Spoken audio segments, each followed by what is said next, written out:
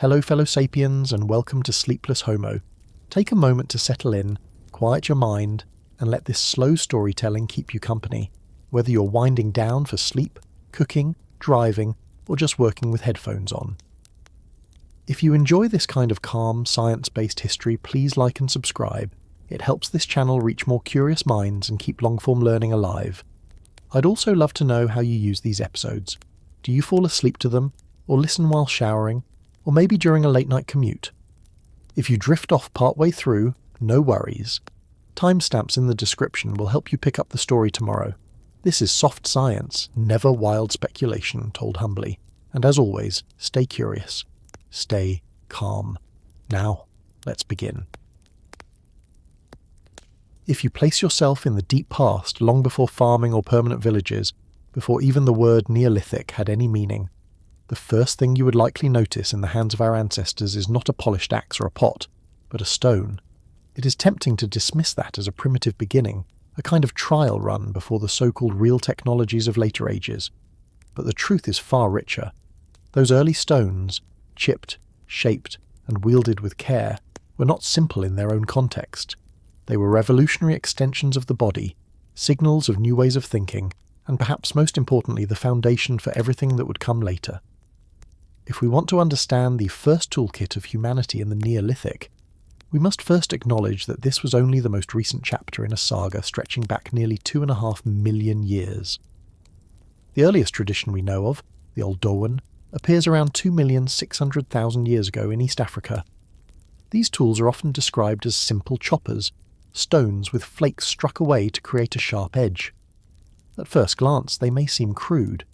Yet, if you hold one in your hand, you realise they are carefully chosen river cobbles, struck at just the right angle to break predictably. They could cut meat from carcasses, break open bones for marrow, or slice plant fibres. For early hominins, these were not gadgets, they were survival itself. The fact that Oldowan tools appear not just in one site, but across wide landscapes shows that this was not the lucky accident of one clever ape. It was a shared knowledge, repeated and transmitted, the beginning of a technological tradition. After hundreds of thousands of years, something changed. By about 1,700,000 years ago, a new form appears, the Acheulean hand axe. Unlike Oldowan flakes, these tools are symmetrical, bifacial and refined.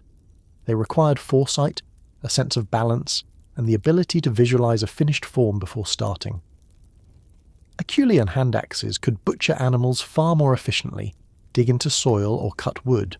Their spread across Africa, Europe and Asia shows not just a tool, but a template, copied again and again over vast distances and timescales. For more than 1 million years, hand axes remained a dominant technology. That longevity alone tells us how effective they were, and it also hints at something more elusive, that humans and their cousins were not just using tools, but perhaps teaching each other how to make them, embedding technique within culture. By the time the Neanderthals flourished in Europe, around 300,000 years ago, a different kind of toolkit emerged. Known as the Mousterian, this industry shows a striking leap in complexity. Instead of focusing mainly on large hand axes, Neanderthals perfected the levallois technique, a method of preparing a stone core so that flakes of predetermined shape could be struck off. These flakes could be turned into scrapers, knives, or points. The process required careful planning, striking at precise angles and anticipating the geometry of the stone. It was, in short, the Stone Age version of mass production. Archaeologists often remark on how similar Mousterian flakes can look across sites, which suggests a shared knowledge system. Each of these traditions, Oldowan, Acheulean, Mousterian, was not an isolated invention. They represent steps in a continuum, a slow layering of ideas and refinements. To call them primitive is to misunderstand the ingenuity they required. And while we might be tempted to see them as stepping stones towards something better, it is perhaps more accurate to see them as adaptations perfectly tuned to their environments. A hand axe was as indispensable to a Homo erectus as a smartphone might feel to us. When we speak of the Neolithic toolkit, beginning after 10,000 BCE, we should remember that it did not spring from nothing. The sharp edge on a flake had been discovered more than 2 million years before. The idea of shaping stone into a standard form had been mastered in the 𝐓𝐈𝐌𝐿𝐿. The concept of planning a sequence of strikes, of thinking ahead in 3 dimensions, had been perfected in the Mousterian. Each chipped edge carried within it not only the mark of a hammerstone but also the accumulated memory of countless generations. What counted as a tool before the Neolithic was, quite simply, whatever could extend the reach of the human hand and multiply the force of the human body. These early stones allowed access to calories otherwise locked away, whether in marrow, roots or hides. They gave their makers an advantage in competition with predators. They were in many ways humanity's first experiment in becoming more than flesh. We cannot know if those early hominins recognized the significance of what they were doing, but looking back we can see the outlines of something unmistakable, a trajectory of innovation that would, thousands of generations later, lead to polished axes, sickles, pottery and architecture. The haunting question that remains is simple. Was this progression inevitable? Or could humanity have stalled with only flakes and hand axes, never crossing into the later inventions that remade the world? It is a question with no answer, but one worth keeping in mind as we follow the thread from stones in hand to the first true toolkit. If we slow down and look more closely at what these earlier stones actually represent, another dimension becomes visible. They were not only about the physical tasks they performed, but about the way they reshaped human thought. When an Alderaan toolmaker struck a cobble and produced a cutting edge, they were in effect externalizing their intention into the world. That stone became a frozen memory of their gesture. Each flake removed was a choice, and every surviving tool is a record of a decision made by a mind thousands or millions of years ago. This act of embedding thought into material may have been just as important as the meat it sliced or the wood it shaved. In many ways, tools were the first durable archive of human ideas, surviving long after their makers were gone. Archaeologists studying Acheulean hand axes have often marvelled at their symmetry, and some have gone so far as to call them the first objects of design. Unlike the more opportunistic flakes of the Alderaan, hand axes suggest that their makers valued form as well as function. The sheer consistency across continents, similar teardrop shapes from Africa to India to Europe, hints at a shared aesthetic sense, even if it was unconscious. For us, the difference between crude and symmetrical may seem small, but it marks a profound shift. To produce such shapes, the mind must hold a template, a mental image of the finished product. That capacity for mental projection lies at the core of later innovations, from cave paintings to architecture. The Mousterian adds another layer. 𝐓𝐈𝐌𝐿𝐿 flaking is often described as prepared core technology, but the blandness of that phrase hides its sophistication. The stone core had to be shaped with multiple careful strikes before the final blow released the flake. It is not hard to imagine how frustrating this could be. One slip, and the carefully prepared geometry was ruined. And yet, Neanderthals and early Homo sapiens repeated this process countless times. This reveals not only patience, but also a social context where such skill was learned and transmitted. These are not one-off experiments, but the work of communities where knowledge was preserved and improved. It is easy to view the 2 million years before the Neolithic as a static prologue, as if nothing truly changed until villages and farming appeared. But that does a disservice to the long arc of ingenuity visible in every chipped flake and polished edge. These early tools did not just keep their makers alive, they trained human cognition in planning, repetition, patience, and shared learning. Without that long apprenticeship in stone, the Neolithic toolkit could not have existed. And so, when we finally turn to the period after 10,000 BCE, we must keep these older stones in mind. They remind us that every so-called new invention rests upon an invisible scaffold of earlier breakthroughs. The first toolkit of the Neolithic was not a beginning, but a culmination, and in its edges we can still hear the echo of hands striking stone on stone in a world unimaginably ancient. When the final chill of the Younger Dryas receded, and the Holocene began around 10,000 years before the Common Era, the climate settled into a relative stability that the planet had not seen in many tens of millennia.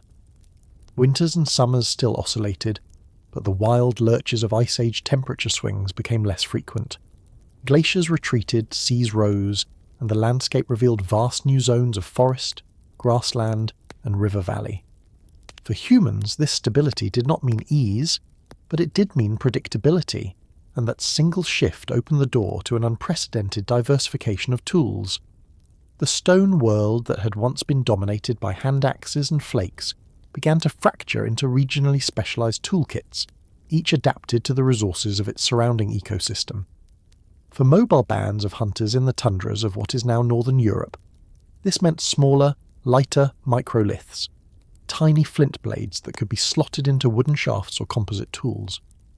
For groups inhabiting the river valleys of the Levant, groundstone implements appeared, grinding slabs and mortars that could process seeds and nuts now abundant in the post-glacial vegetation. In East Asia, polished adzes and chisels emerge in the record, better suited to woodworking in the dense forests that spread as the ice retreated. These were not random innovations, but practical responses to changing worlds. When the mammoth steppe vanished, replaced by birch and pine, the same hunting strategies no longer sufficed. Tools became the bridge between memory and necessity, carrying old skills into new ecological realities. The idea that humans suddenly diversified their tools around this time can be misleading. Nothing in archaeology is truly sudden. Change is always layered and regional. But the Neolithic marks a clear threshold because so many of these regional experiments became enduring traditions, sustained over centuries instead of abandoned after a few generations. It was as if humanity collectively realized that the new Holocene world required new technologies, and then leaned into that realization with remarkable creativity. We see the first clear patterns of regional identity expressed not through art alone, but through the way stone was struck, polished, and used. A microlithic toolkit from Britain looks nothing like a polished stone toolkit from China, yet both emerge from the same global shift, the end of the Ice Age and the beginning of a climate that encouraged permanence.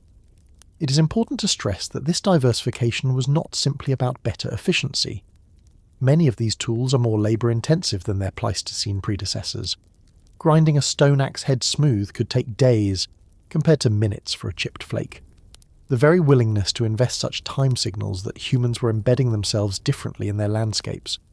A polished axe was not just sharper, it was durable, repairable, and sometimes carried aesthetic touches that suggest pride in workmanship.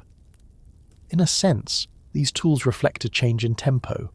Life was no longer an endless chase after herds, but a more rooted negotiation with land, seasons, and resources that could be revisited year after year. So why here? Why then?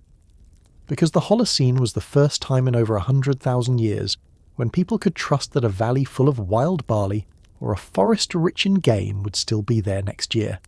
Stability is a relative term, but it was enough to shift the calculus of human survival. The toolkit of the Neolithic is thus not just a catalogue of artefacts, but a fossilized expression of trust in the environment, a trust that would slowly grow into the foundations of farming and settlement. Another way to see the shift at the dawn of the Holocene is to trace what archaeologists sometimes call broad-spectrum adaptation. During the late Ice Age, survival had often meant following a small number of high-calorie prey species. In North America, this was bison and mammoth. In Europe, it was reindeer and horse. In the Levant, it was gazelle. But as glaciers melted and ecosystems fragmented into mosaic environments, people could no longer depend on one keystone animal or plant. Instead, they began drawing sustenance from a wider variety of smaller game, fish, nuts, fruits, and seeds. Such diversity in food required diversity in tools. A hunter, who once carried only a spear point, now needed fishhooks, net weights, awls, grinding stones, and storage containers. It was this expansion of diet that sparked the expansion of the toolkit. The archaeological record captures this in miniature. Sites from the Near East, such as 𝐓𝐈𝐌𝐿, dating to just before the Holocene, contain traces of hearths, huts, and a bewildering range of plant remains, over 100 different species from barley to acorns. To process them, the inhabitants left behind basalt grinding slabs, mortars, and pestles. This is technology responding directly to ecological variety. In Japan, meanwhile, early Holocene coastal groups developed some of the world's first pottery, not yet for farming, but for boiling shellfish and acorns, a way of extracting calories from foods too bitter or tough to eat raw. Each region solved the puzzle of subsistence in its own way, but all show the same underlying principle. A world with more kinds of resources demanded more kinds of tools. At the same time, mobility patterns changed. Hunter-gatherers of the Ice Age often moved hundreds of kilometres in pursuit of migrating herds. With the Holocene's patchier landscapes, people began returning to the same rivers, lakes and groves season after season. Archaeologists call this semi-sedentism. You can see its imprint in the tools themselves. Groundstone mortars are heavy and not easily carried long distances. Their presence signals a willingness to leave objects behind in a camp and expect to find them intact the following year. Likewise, more investment went into house structures, storage pits, and communal hearths, all of which were accompanied by tools that suited less mobile lives. Another layer of change is visible in craftsmanship. Flint knappers of the Mesolithic and early Neolithic began experimenting with bladelet technology, striking long, slender flakes from carefully prepared cores. These were not the massive bifaces of the 𝐓𝐈𝐌𝐿𝐼𝐼, but delicate inserts that could be slotted into wooden shafts, replaced individually when worn. In some sites, archaeologists have found caches of dozens of nearly identical bladelets, suggesting standardization and even early forms of mass production. This reveals a different relationship to labour, making a stockpile in advance rather than fashioning a tool on the spot. Once again, the climate's stability encouraged planning, and planning shows up in the artefacts. One might ask why this explosion of diversity did not happen earlier, during other warm interludes of the Ice Age. The answer may be scale. Previous interstadials often lasted only a few centuries before the climate snapped back to cold. The Holocene, by contrast, stretched on, century after century, long enough for whole generations to grow up without witnessing sudden reversals. That gave human groups the confidence to invest in durable technologies and more permanent ways of living. In other words, the toolkit expanded not just because it could, but because for the first time it seemed worthwhile. And yet, behind all this innovation, there remains a note of caution. Archaeology only shows us what survived: stone, bone, and occasionally charred wood. The true breadth of early Holocene technology likely included perishable items, woven baskets, nets, clothing, shelters, that leave little trace. If we could see those lost technologies alongside the stone axes and grinding slabs, the diversity of this moment would appear even more dramatic. The Neolithic toolkit is therefore not a fixed list of artifacts, but a reflection of human imagination meeting a newly stable world. It may seem counterintuitive at first. For nearly 2 million years, humans and their close relatives had shaped stone by striking one rock against another, chipping off flakes to make cutting edges. The technique was effective, portable, and quick to learn.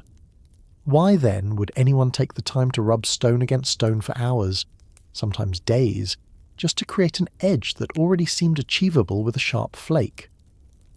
The answer lies in what people were trying to do with their tools in the early Holocene, and in how durability and efficiency began to matter more than immediacy.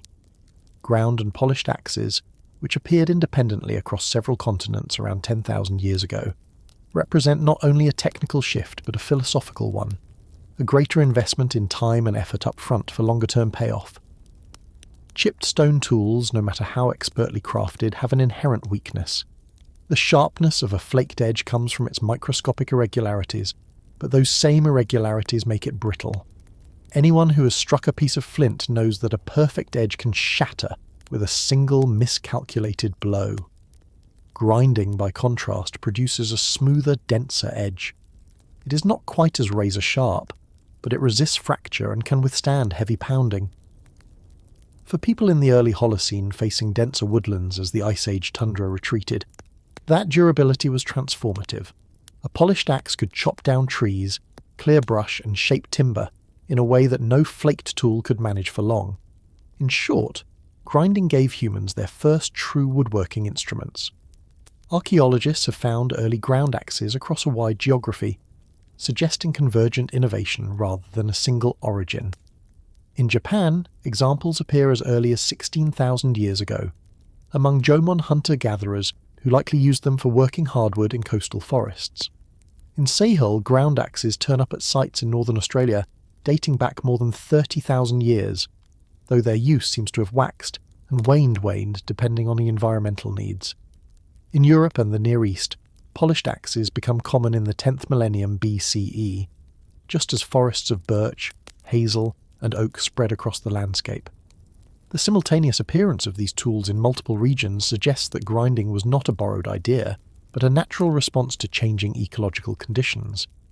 The effort involved in making one of these axes cannot be understated. Experimental archaeology shows that it can take more than 20 hours of constant grinding to bring a rough stone blank to a usable edge, and even longer to polish the surface smooth. This level of investment hints at other shifts in society. People were no longer moving every few days or weeks. They had the stability to devote long stretches of time to producing durable tools. The very existence of polished axes is thus indirect evidence for more permanent living sites and more complex social organisation. Someone had the time to sit and grind, and others must have provided food and shelter while they did so. The finished axes often reveal care that goes beyond pure functionality. Some are symmetrically shaped, carefully polished across their entire surface, rather than just the cutting edge, and even decorated with grooves or subtle fluting. This has led some archaeologists to suggest that they carried social value, as well as practical use. To present someone with a polished axe may have been a mark of status, alliance, or respect. Indeed, ethnographic studies of more recent societies in Papua New Guinea show that finely ground axes were exchanged as prestige items, not merely as tools for chopping wood. It is not too far a stretch to imagine similar social roles for the earliest polished axes. Yet even if their making required effort, their use more than justified it. A polished axe could last months or years with only occasional resharpening. By hafting it securely to a wooden handle, early Holocene communities gained a lever of force unmatched by earlier flake-based tools. Tree felling, once a near impossible task with brittle edges, became achievable. Timber could be split for posts, beams, and eventually boats. In this sense, groundstone technology represents a turning point in how humans interacted with the natural world, no longer merely collecting from it, but actively reshaping it. And still, questions remain. Why do polished axes appear so suddenly in the record after millions of years of flaked stone? Was it simply the arrival of forests that made them essential, or does the innovation reflect deeper social change, perhaps even ritual significance? Were these axes independently invented multiple times, or did the idea spread along little-known networks of contact? The answers are incomplete, but what is certain is that the first ground and polished axes signal the dawn of a new kind of relationship between people, tools, and landscapes. They were not just sharper stones, they were instruments of transformation. What is especially striking about polished axes is how they fit into the ecological drama of the early Holocene. As the Ice Age ended, Europe and parts of Asia transformed from open steppes into heavily wooded terrain. What had once been wide grasslands roamed by herds of reindeer and bison became dense forests of oak, hazel, and elm. For people accustomed to a mobile life on open plains, this new environment required different strategies. Game was harder to track, sunlight was blocked by canopy, and new plant species dominated the understory. To live in this changed world, people needed tools not just for hunting but for reshaping the landscape. The polished axe became the technological answer. It turned impenetrable forest into manageable space for movement, habitation, and eventually cultivation. Archaeological finds across Scandinavia illustrate this clearly. In southern Sweden, axe fragments from around 9,000 years ago show heavy wear along their cutting edges, consistent with chopping through hardwoods. Microscopic analysis reveals polish patterns that differ from those seen on tools used for butchery or hide scraping. These axes were not occasional implements. They were workhorses for clearing paths and opening up living areas. In Britain, waterlogged sites such as Starcar preserve hafted examples, where the axe head was set into a wooden handle using resin and sinew. The sophistication of these attachments shows that by the dawn of the Neolithic, the axe was not a crude experiment but a well-established, trusted instrument. Outside Europe, similar adaptations unfolded. In China's Yellow River Basin, polished axes appear in contexts associated with the earlier sedentary villages, suggesting their use in timber construction. The foundations of semi-subterranean houses point to systematic woodcutting, a task impossible without robust edge tools. In Africa, ground axes were discovered in Holocene deposits in the Sahara, from a time when the desert was still a savanna rich in trees. Here they likely played a role in both woodworking and managing fuel for fire. Though separated by thousands of miles, these communities converged on the same idea, that grinding stone into a tougher edge opened up possibilities not available to earlier flaked technology. The sheer durability of these axes also changed human labour.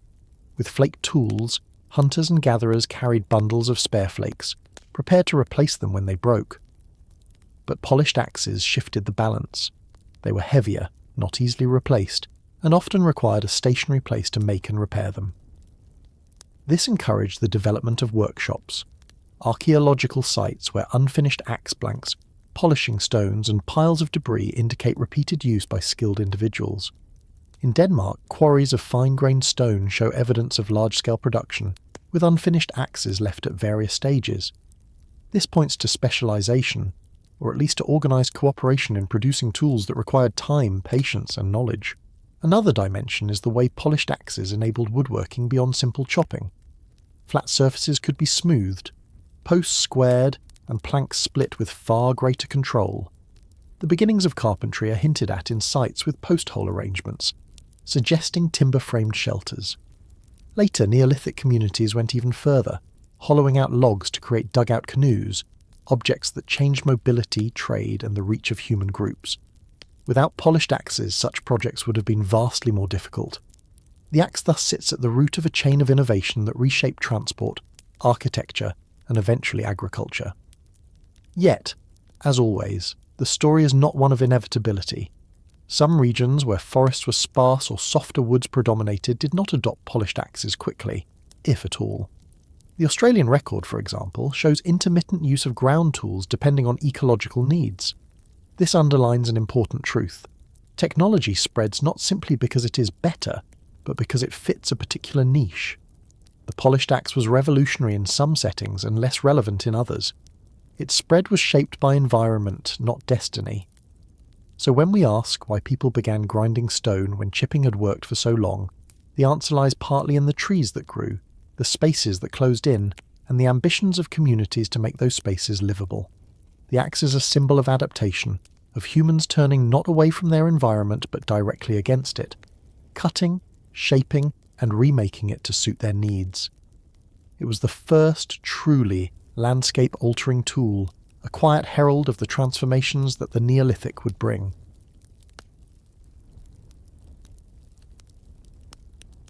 When grass was just grass, there was little reason to cut it.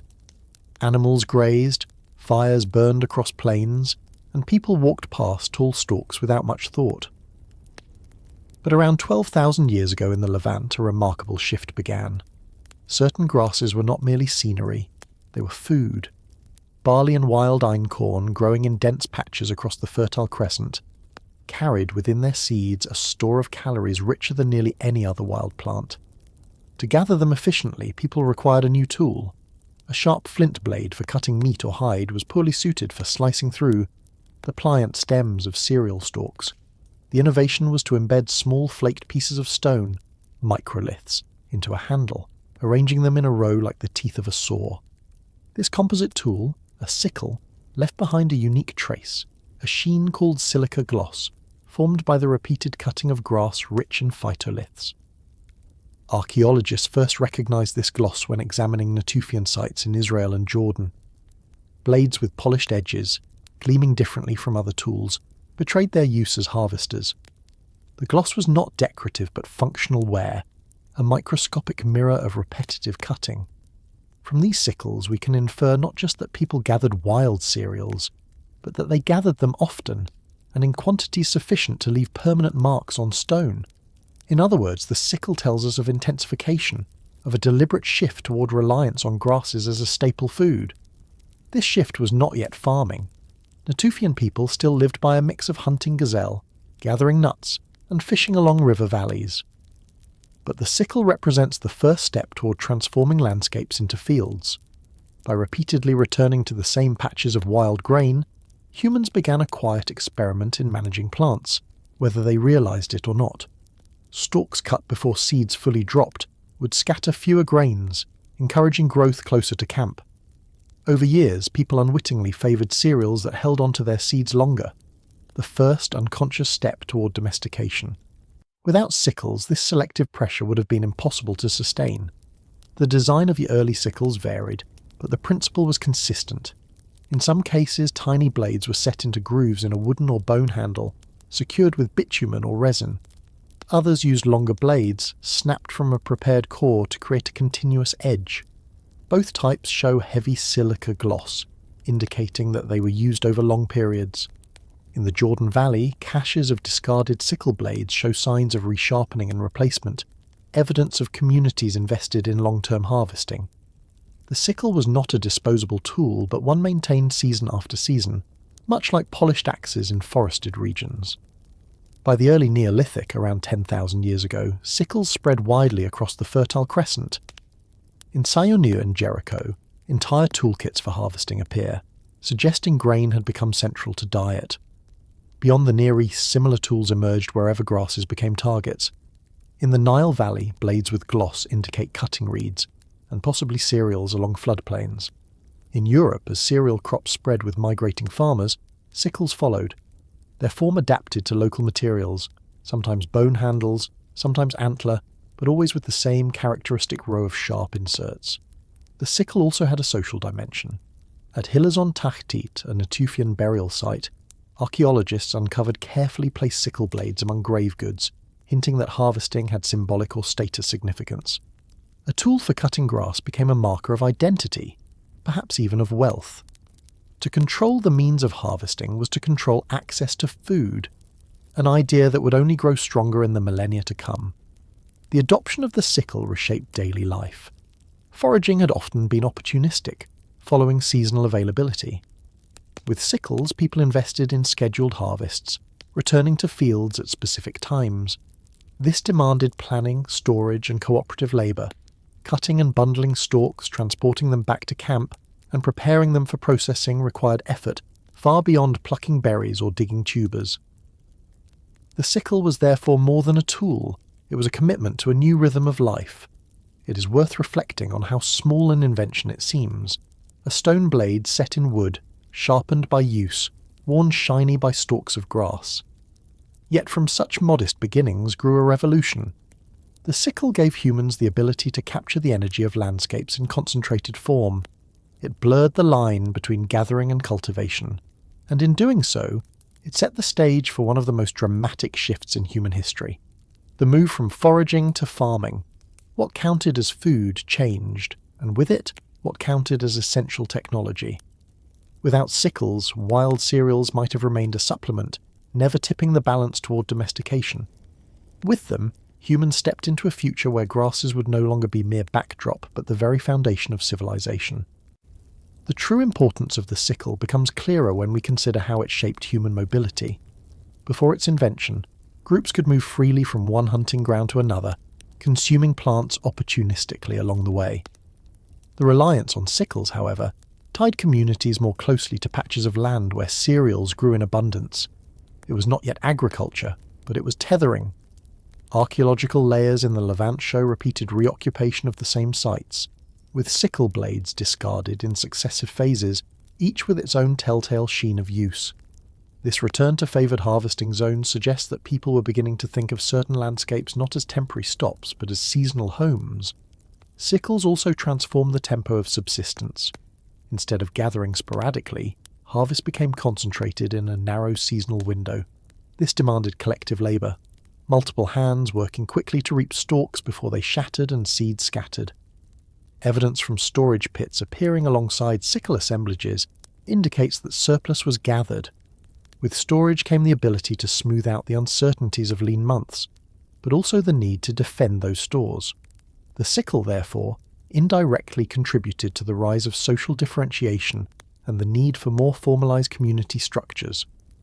The microscopic traces on sickle blades provide a surprisingly detailed glimpse into ancient behavior. Useware studies distinguish between cutting wild cereals and cutting reeds or grasses for mats and thatching. Some Natufian sites show dual-use sickles, employed for both food and material culture.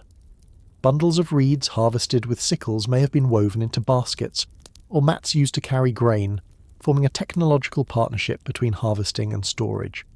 It is humbling to realise that one simple tool could ripple through so many aspects of daily life, from diet to housing to social rituals. The geographic spread of sickle technology highlights its adaptability.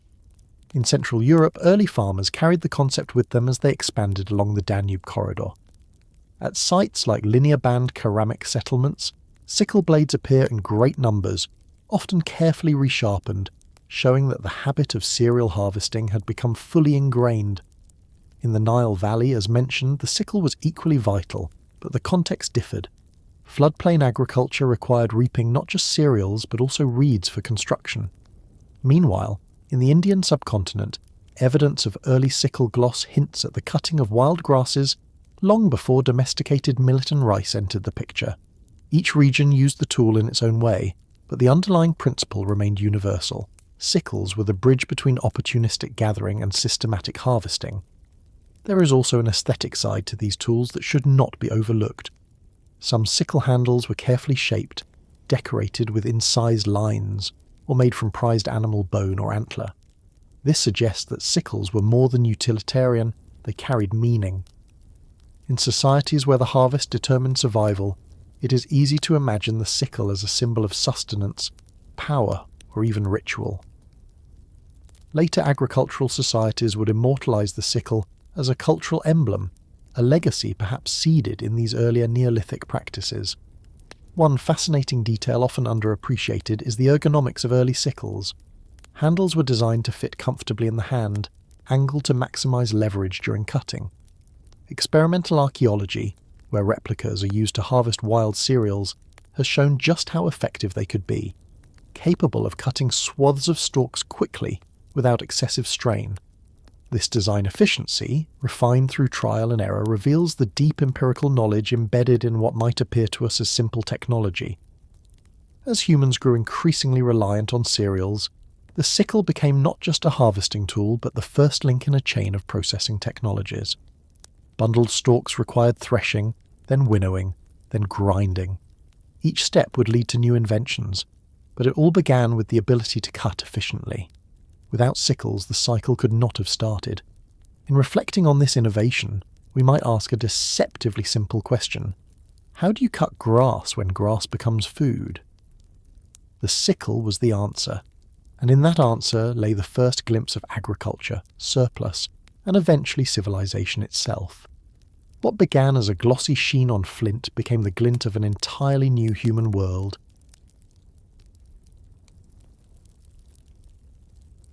Cutting grass was only the beginning. A bundle of stalks carried back to camp may have been food in potential, but it was still stubbornly locked away behind husks and hard grains. Chewing raw barley or einkorn is possible, but it delivers little energy and much toothache. The calories that could sustain entire communities were hidden within, waiting for release. The breakthrough was not only harvesting, but grinding. To crack the grain, crush it, and transform it into digestible flour or meal required a new family of tools: querns, mortars, pestles, and grinding slabs. These devices were heavy, awkward to transport, and entirely unlike the light flakes or microliths of mobile foragers. Their emergence signalled a profound change. People were beginning to invest in stationary technologies, in stones that stayed put and reshaped daily diets. The archaeological record of grinding technology stretches back tens of thousands of years, long before farming, but the Neolithic sees an explosion in both variety and intensity of use. Mortars carved from basalt in the Natufian Levant bear deep wear scars from repeated pounding of seeds and nuts. Some are portable, bowl-shaped, perhaps used by households on the move. Others are massive, immovable stones sunk into the floors of semi-permanent dwellings. Pestles made of smooth river cobbles show polish, where hands gripped them and ends battered from thousands of strikes. Usewear analysis reveals starch grains trapped in crevices, microscopic ghosts of the meals once prepared. Barley, legumes, acorns and lentils all make appearances, showing that grinding tools were not limited to cereals but expanded culinary options in every direction. By 10,000 years ago, saddle querns became common. These were elongated slabs with a shallow groove worn down the middle, used by rubbing a handstone back and forth. Unlike pounding in a mortar, This sliding action gradually reduced kernels to fine flour. The repetitive motion left not only grooves in stone, but also grooves in human skeletons. Osteological studies of Neolithic women in the Levant and Europe reveal distinctive patterns of arthritis in shoulders and elbows, the bodily imprint of long hours spent grinding. These traces remind us that technology always comes with labour. A quern did not free people from effort, it required it. But in exchange it made grains nourishing, turning indigestible seeds into the foundation of bread and porridge. The permanence of grinding stones also altered the rhythm of daily life.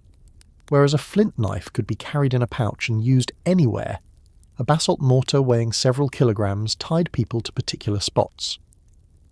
This tethering is reflected in archaeology. Clusters of grinding equipment mark household areas within villages, sometimes passed down across generations. A quern was not just a tool. It was furniture, part of the architecture of domestic life. When abandoned, many were left in place, too heavy to move, silent markers of where people once prepared meals. Some were even ritually killed by breaking them before deposition, as if acknowledging their intimate role in human sustenance. The spread of grinding technology across regions shows remarkable convergence. In North Africa, mortars from Capsian sites attest to early seed processing before the arrival of domesticated crops. In Europe, querns arrive alongside the first farmers from the Near East, spreading along the Danube and into the Mediterranean. In East Asia, grinding slabs from the early Holocene were used to process wild millet and tubers, long before rice cultivation. The same basic solution, crush, grind, release calories, was reinvented wherever plants with edible seeds formed a reliable food source. What makes grinding stones so important is not just their utility, but the cascade of consequences they set in motion. By enabling the regular consumption of grains, they locked communities into cycles of sowing, harvesting, processing, and eating. They encouraged storage, since processed flour could be preserved longer than raw stalks. They changed gendered divisions of labour, with grinding often falling disproportionately on women, shaping social structures in ways archaeologists are only beginning to unravel. And they laid the foundation for culinary traditions that persist to this day. Every loaf of bread, every bowl of porridge, every dumpling or flatbread owes its existence to those first querns worn smooth by human hands. The haunting question, of course, is whether grinding was liberation or burden.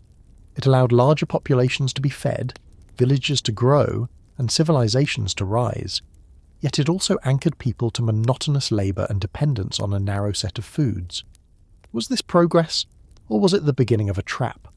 The stones cannot answer, but their grooves whisper of both resilience and constraint, of bodies bent over slabs day after day, grinding the future into being. The role of grinding stones becomes even more striking when we think about the sensory world they created. Imagine the soundscape of a Neolithic settlement, the rhythmic scraping of querns, the dull pounding of pestles, the constant hum of effort. These were not background noises, but defining features of daily life.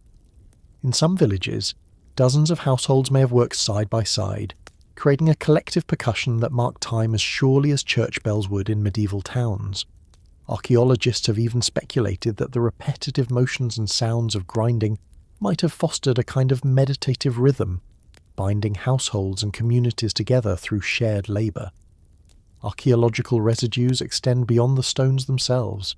The dust created by grinding filled homes and lungs, and dental remains from Neolithic skeletons often show significant wear, with enamel ground down by tiny fragments of stone accidentally consumed in bread or porridge. The gritty meals were nourishing but abrasive, reshaping teeth and shortening lifespans of molars. Yet these costs were endured because the nutritional payoff was immense. A kilogram of grain, when milled, could sustain a family for days, while the same weight in gathered fruits or hunted meat required far more energy and luck to obtain. Grinding stones thus turned the gamble of subsistence into something closer to routine. Beyond food, mortars and querns also processed pigments and minerals. Red ochre residues on some tools suggest they were used not only for meals, but for rituals, painting, or body adornment. In this sense, grinding was not merely about calories, but about culture. The same motion that turned barley into flour could also turn hematite into powder for decorating walls, tools, or bodies. Grinding tools therefore operated at the boundary between the practical and the symbolic, bridging nourishment and meaning. Regional innovations also highlight how communities adapted grinding technology to their environments. In the basalt-rich Levant, durable volcanic stone provided mortars that could last generations. In Europe, sandstone and granite were more common, producing different wear patterns and requiring replacement more often. In East Asia, early grinding slabs used for millet reveal subtle shifts in diet long before full agricultural systems emerged. Even in the Americas, independent traditions of grinding stones for maize and other crops developed millennia later, showing that this was a technological solution that humanity reinvented wherever seeds and tubers became staples. There is also the question of scale. At first, grinding was an individual or household task, but as villages expanded, so did the volume of grain to be processed. This pressure may have driven the eventual invention of rotary querns in later millennia, an early form of mechanization. But during the Neolithic, the saddle quern and mortar dominated, with their labour demands shaping daily schedules. In a sense, these stones were the first machines humans built for food processing. Machines powered not by water or animals, but by human backs and arms. When archaeologists excavate abandoned Neolithic houses, grinding stones are often the heaviest and most enduring artefacts left behind. Unlike flint blades, which are easily removed or recycled, querns frequently remain in situ. They are sometimes found cracked or deliberately buried, as if households acknowledged their symbolic weight in daily survival. To leave a grinding stone behind was to leave a piece of the household itself, a relic of meals eaten, children raised, and labour shared. And so, as much as polished axes cleared forests and sickles harvested crops, it was the grinding stone that truly transformed diet into cuisine and calories into stability. Without querns and mortars, cereals would have remained stubborn husks, of limited use in sustaining dense populations. With them, human communities stepped firmly into a new era of food security, albeit one tied to daily toil. The grooves etched into stone are grooves etched into history, reminding us that progress often comes not with sudden leaps, but with steady, grinding persistence. If you wanted to plant something in the soil 10,000 years ago, before bronze or iron, what exactly did you reach for? Hands alone could not cut through dense earth. Fingers were quick to blister, and bones were far too fragile for repeated digging. The answer was to extend the hand with wood, and then to harden that extension with stone. From this deceptively simple union of natural materials came the earliest hoes and adzes, the first implements for shaping not only landscapes but futures. Archaeologists often emphasize the primacy of hunting weapons, yet the quiet tools of cultivation are just as revolutionary. In many sites from the Levant to East Asia, the charred remains of wooden digging sticks have been found, sometimes with tips rounded smooth by repeated plunges into soil. These sticks were not merely improvised. Some were hardened in fire, others tipped with flaked stone to increase cutting power. They could break apart packed clay, open small holes for seeds, or lift edible roots from the earth. In the tropics and subtropics, similar forms persisted for millennia, proving that simplicity can be as enduring as sophistication. The stone adze marked another leap. Unlike the axe, which struck downward to fell a tree, the adze had its blade set crosswise to the handle. This gave it a scooping motion, perfect for scraping soil or shaping wood. When fitted to strong wooden shafts, these tools could pry apart compact ground, aerate soil, or remove stumps and roots that stood in the way of early cultivation plots. Ethnographic parallels from Oceania and Africa remind us how versatile such tools can be. With one implement, a person could dig, scrape, smooth and chop, moving seamlessly between tasks. Evidence of these early earthworking tools is often indirect. Stone blades of adzes, polished to withstand stress, survive far better than their wooden handles, where analysis on their edges reveals striations consistent with digging in gritty soils or cutting fibrous roots. In some Neolithic villages, concentrations of adze blades suggest communal work, perhaps clearing ground for early crops like barley or pulses. The heavy wear on many specimens also implies long use lives. their surfaces resharpened again and again until the tool shrank to a fraction of its original size. The adoption of hoes and adzes altered not just diets, but ecosystems. Where digging sticks first opened soil for wild seeds, adzes soon cleared patches of woodland to allow more sunlight for useful plants. This was not yet full-scale farming, but a kind of ecological editing, nudging certain species forward while holding others back. In Southeast Asia, evidence suggests that adzes were used not only in cultivation, but also in shaping timber for longhouses and canoes, indicating that these tools stood at the intersection of agriculture and settlement. The physical effort involved cannot be understated. Unlike a plough pulled by animals, every stroke of a hoe or adze demanded human muscle. Yet this very effort reveals a shift in human priorities. The return was no longer immediate, as it was with foraging or hunting. Instead, people were willing to invest labour into landscapes for food that might only appear weeks or months later. The hoe was, in this sense, a tool of faith. Faith that effort now would yield sustenance later, that shaping the earth could shape survival. Adzes also had symbolic weight.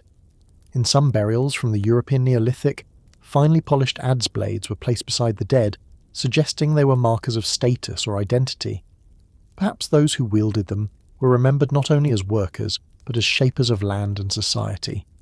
In Polynesian traditions, adzes centuries later became imbued with spiritual power, associated with creation itself. It is tempting, though cautious, to imagine similar sentiments reaching back into the deep past, where the first strokes of stone against soil may have carried meanings beyond the merely practical. By the end of the 10th millennium BCE, hoes and adzes were quietly transforming human life. They did not shout their presence like spear points or arrowheads, but they left enduring signatures in the landscapes humans altered. Every tilled patch of soil, every smoothed plank for shelter, bore witness to the leverage these tools gave against the stubbornness of earth. Without them, the leap from gathering to cultivating might never have been possible. With them, humans began not just to live on the land, but to live from land they had themselves remade. The deeper we look into the record, the more hoes and adzes reveal not only their functional role, but also the scale of collective labour that surrounded them. A single digging stick could feed a family, but clearing woodland or creating small cultivation plots demanded many hands working together. Archaeological surveys in Central Europe and Southwest Asia have uncovered evidence of deliberate clearings where charcoal deposits mix with adze fragments, hinting at coordinated group activity. It is difficult to imagine these efforts being solitary. Rather, they must have been moments of cooperation, where whole kin groups carved new niches out of stubborn ground. What makes these implements fascinating is their dual nature. They were both multi-purpose and highly adaptable to local environments. In loose soils of the Near East, lighter adzes sufficed, their thin, polished blades skimming through soft deposits. In volcanic regions like Japan or Mesoamerica, heavier, broader adzes were crafted to withstand the punishment of rocky terrain. In wetlands, digging sticks took on yet another function, pulling up tubers, reeds, and other resources as important as cereals. Each landscape demanded a unique response, and the toolkit shifted accordingly, suggesting that innovation was not a one-time leap but an ongoing dialogue with place. Useware studies under microscopes have even allowed researchers to distinguish between adzes used for woodworking and those used for earth-moving. On some specimens, microscopic polish indicates long hours cutting fibrous vegetation, while others show edge fractures typical of digging against stones. This means communities likely maintained sets of tools dedicated to different tasks, a form of specialization that anticipates later agricultural economies. These small technological distinctions signal a growing sophistication in how people organize their labor and allocated resources. Another underappreciated element is maintenance. Stone adzes, especially polished ones, could not simply be discarded at the first sign of dullness. Archaeologists find resharpening flakes scattered across habitation sites, clear evidence of ongoing care. These tools were valuable enough to justify repeated investment of time and effort, and in some cases they may have been passed from generation to generation. The life of a single adze could therefore span decades, carrying with it the memory of countless hours of human labour. If we pause for a moment, it is striking that these simple objects were humanity's first serious attempt at engineering the ground beneath our feet. Spears and knives had always worked against living creatures, but hoes and adzes worked against the earth itself. They mark the moment when humans began not only to harvest what nature offered, but to intervene directly in the cycles of soil and plant life. And that intervention, humble as it first seemed, would eventually underpin all the complex societies that followed. In that sense, every polished adze fragment found in a field is not just a relic of work, but a symbol of a profound philosophical shift. For perhaps the first time, humans acted with the confidence that landscapes could be reshaped to fit their needs. It was the quiet beginning of an idea that still defines us, that the ground is not only where we walk, but also something we can mould, one stroke at a time. When we think of the Neolithic, it is tempting to picture fields of grain or herds of goats, but just as transformative was the turn toward shaping wood and building structures that endured more than a single season. For much of prehistory, shelters had been ephemeral, tents of hide, brush huts, or lean-tos quickly abandoned as groups moved on. But by around 10,000 years ago, people began leaving behind post holes, charred timbers, and traces of carpentry that reveal a new ambition. Homes that could stand for years, even generations. This shift was possible only because stone tools evolved into instruments capable of cutting and shaping wood with precision. Polished adzes are the clearest example. These tools, with their ground stone blades mounted at right angles to wooden handles, were fundamentally different from flaked cutting edges of earlier times. By grinding and polishing the edge, Neolithic carpenters achieved a sharper, more durable surface that could slice into timber rather than splinter it. This was not just a minor improvement, but a complete reimagining of what could be done with wood. Archaeologists working at sites like 𝐓𝐈𝐌𝐿𝐿 on the Danube or 𝐓𝐷𝐿 in Anatolia have uncovered timbers shaped with remarkable regularity, suggesting repeated blows by tools designed specifically for carpentry. The evidence of post holes provides another layer of proof. When timber posts rot away, they leave darker circular stains in the soil where they once stood. Entire floor plans of Neolithic houses can sometimes be reconstructed from these negative traces. Rectangular homes appear in many early villages, a radical departure from the rounded shelters of the Paleolithic. These straight walls and right-angled corners required beams cut to specific lengths, flattened on one side and fitted together. This is carpentry, not improvisation, and carpentry implies tools like chisels and adzes capable of shaping joints, trimming planks, and smoothing surfaces. Excavations in northern Europe, such as at the site of Starkar in England, show that woodworking traditions were already emerging even in Mesolithic contexts. But it is in the Neolithic that timber architecture truly takes hold. Houses grew larger, often with multiple rooms, hearths, and storage spaces. This required a new relationship with the surrounding forest. Entire groves were managed, cut, and regrown to supply beams and posts. The toolkits found alongside these dwellings often include dozens of polished adzes, suggesting that woodworking had become a core task in the daily rhythm of the community. The design of these houses also reveals a subtle but profound shift in human thinking.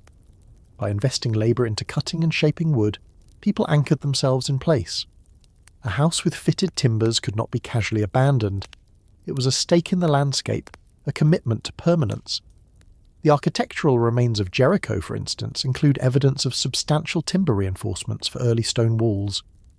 Elsewhere, in the forests of Central Europe, the first longhouses stretched up to 30 metres in length, each requiring immense quantities of lumber. Without polished adzes and chisels, such feats would have been unimaginable. We can also glimpse the artistry of woodworking in smaller finds: bowls carved from solid logs, handles shaped for comfort, beams polished to a sheen that speaks of pride as well as utility. The line between tool and furniture blurred, and wood became a material not just for shelter, but for expression.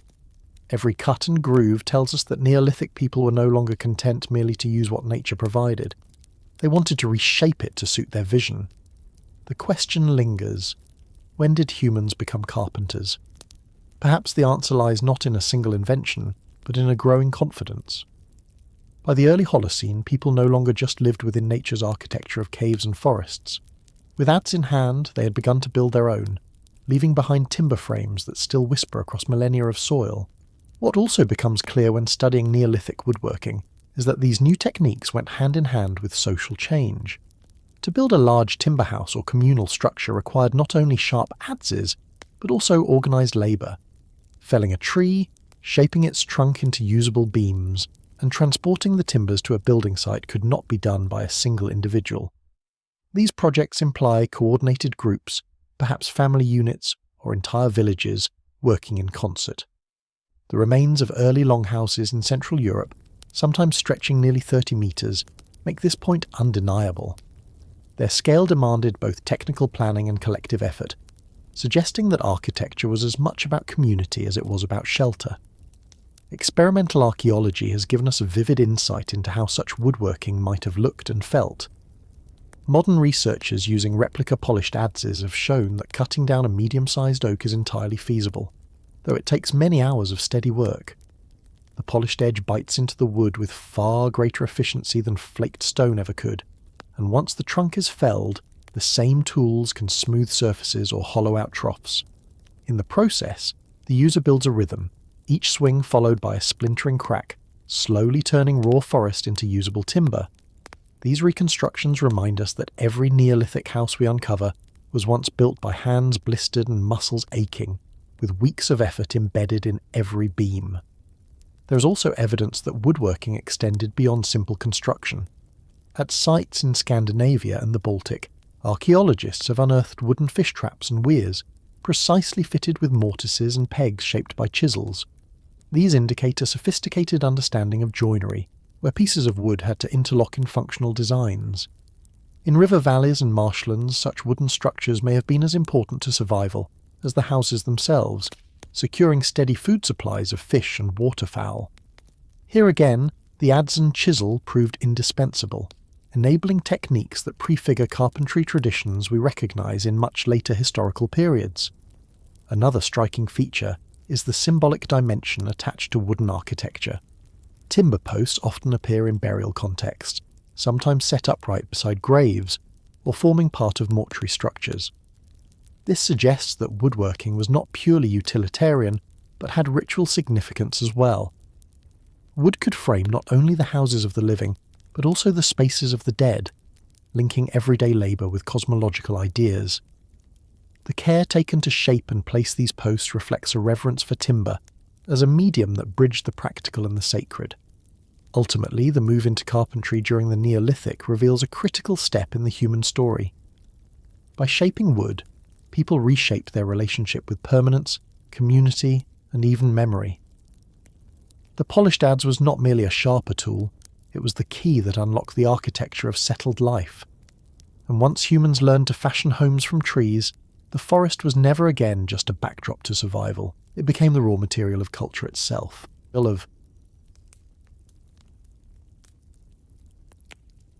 What also becomes clear when studying Neolithic woodworking is that these new techniques went hand in hand with social change.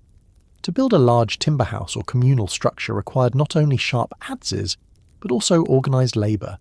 Felling a tree, shaping its trunk into usable beams, and transporting the timbers to a building site could not be done by a single individual. These projects imply coordinated groups, perhaps family units or entire villages, working in concert. The remains of early longhouses in Central Europe, sometimes stretching nearly 30 metres, make this point undeniable. Their scale demanded both technical planning and collective effort, suggesting that architecture was as much about community as it was about shelter. Experimental archaeology has given us a vivid insight into how such woodworking might have looked and felt. Modern researchers using replica polished adzes have shown that cutting down a medium-sized oak is entirely feasible, though it takes many hours of steady work. The polished edge bites into the wood with far greater efficiency than flaked stone ever could, and once the trunk is felled, the same tools can smooth surfaces or hollow out troughs. In the process, the user builds a rhythm, each swing followed by a splintering crack, slowly turning raw forest into usable timber. These reconstructions remind us that every Neolithic house we uncover was once built by hands blistered and muscles aching, with weeks of effort embedded in every beam. There is also evidence that woodworking extended beyond simple construction. At sites in Scandinavia and the Baltic, Archaeologists have unearthed wooden fish traps and weirs, precisely fitted with mortises and pegs shaped by chisels. These indicate a sophisticated understanding of joinery, where pieces of wood had to interlock in functional designs. In river valleys and marshlands, such wooden structures may have been as important to survival as the houses themselves, securing steady food supplies of fish and waterfowl. Here again, the adze and chisel proved indispensable, enabling techniques that prefigure carpentry traditions we recognise in much later historical periods. Another striking feature is the symbolic dimension attached to wooden architecture. Timber posts often appear in burial contexts, sometimes set upright beside graves, or forming part of mortuary structures. This suggests that woodworking was not purely utilitarian, but had ritual significance as well. Wood could frame not only the houses of the living, but also the spaces of the dead, linking everyday labour with cosmological ideas. The care taken to shape and place these posts reflects a reverence for timber as a medium that bridged the practical and the sacred. Ultimately, the move into carpentry during the Neolithic reveals a critical step in the human story. By shaping wood, people reshaped their relationship with permanence, community, and even memory. The polished adze was not merely a sharper tool, it was the key that unlocked the architecture of settled life. And once humans learned to fashion homes from trees, the forest was never again just a backdrop to survival. It became the raw material of culture itself. When we think about the Stone Age toolkit, our minds usually leap to axes, sickles, and grinding stones, durable artifacts that have survived for thousands of years in soil and sediment. Yet much of the prehistoric toolkit was made of materials that almost never endure. Cords of twisted plant fibres, nets woven from reeds, baskets stitched from grasses, and adhesives made of resin and pitch. These are the hidden technologies, the soft scaffolding of a daily life, without which the more famous stone implements would have been useless. Without a cord, a polished axe blade is just a lump of rock. Without binding, a fishing spear is just a stick. It is here, in the realm of fibres and glues, that the Neolithic toolkit takes on a fuller, more surprising shape. The evidence is rare but compelling.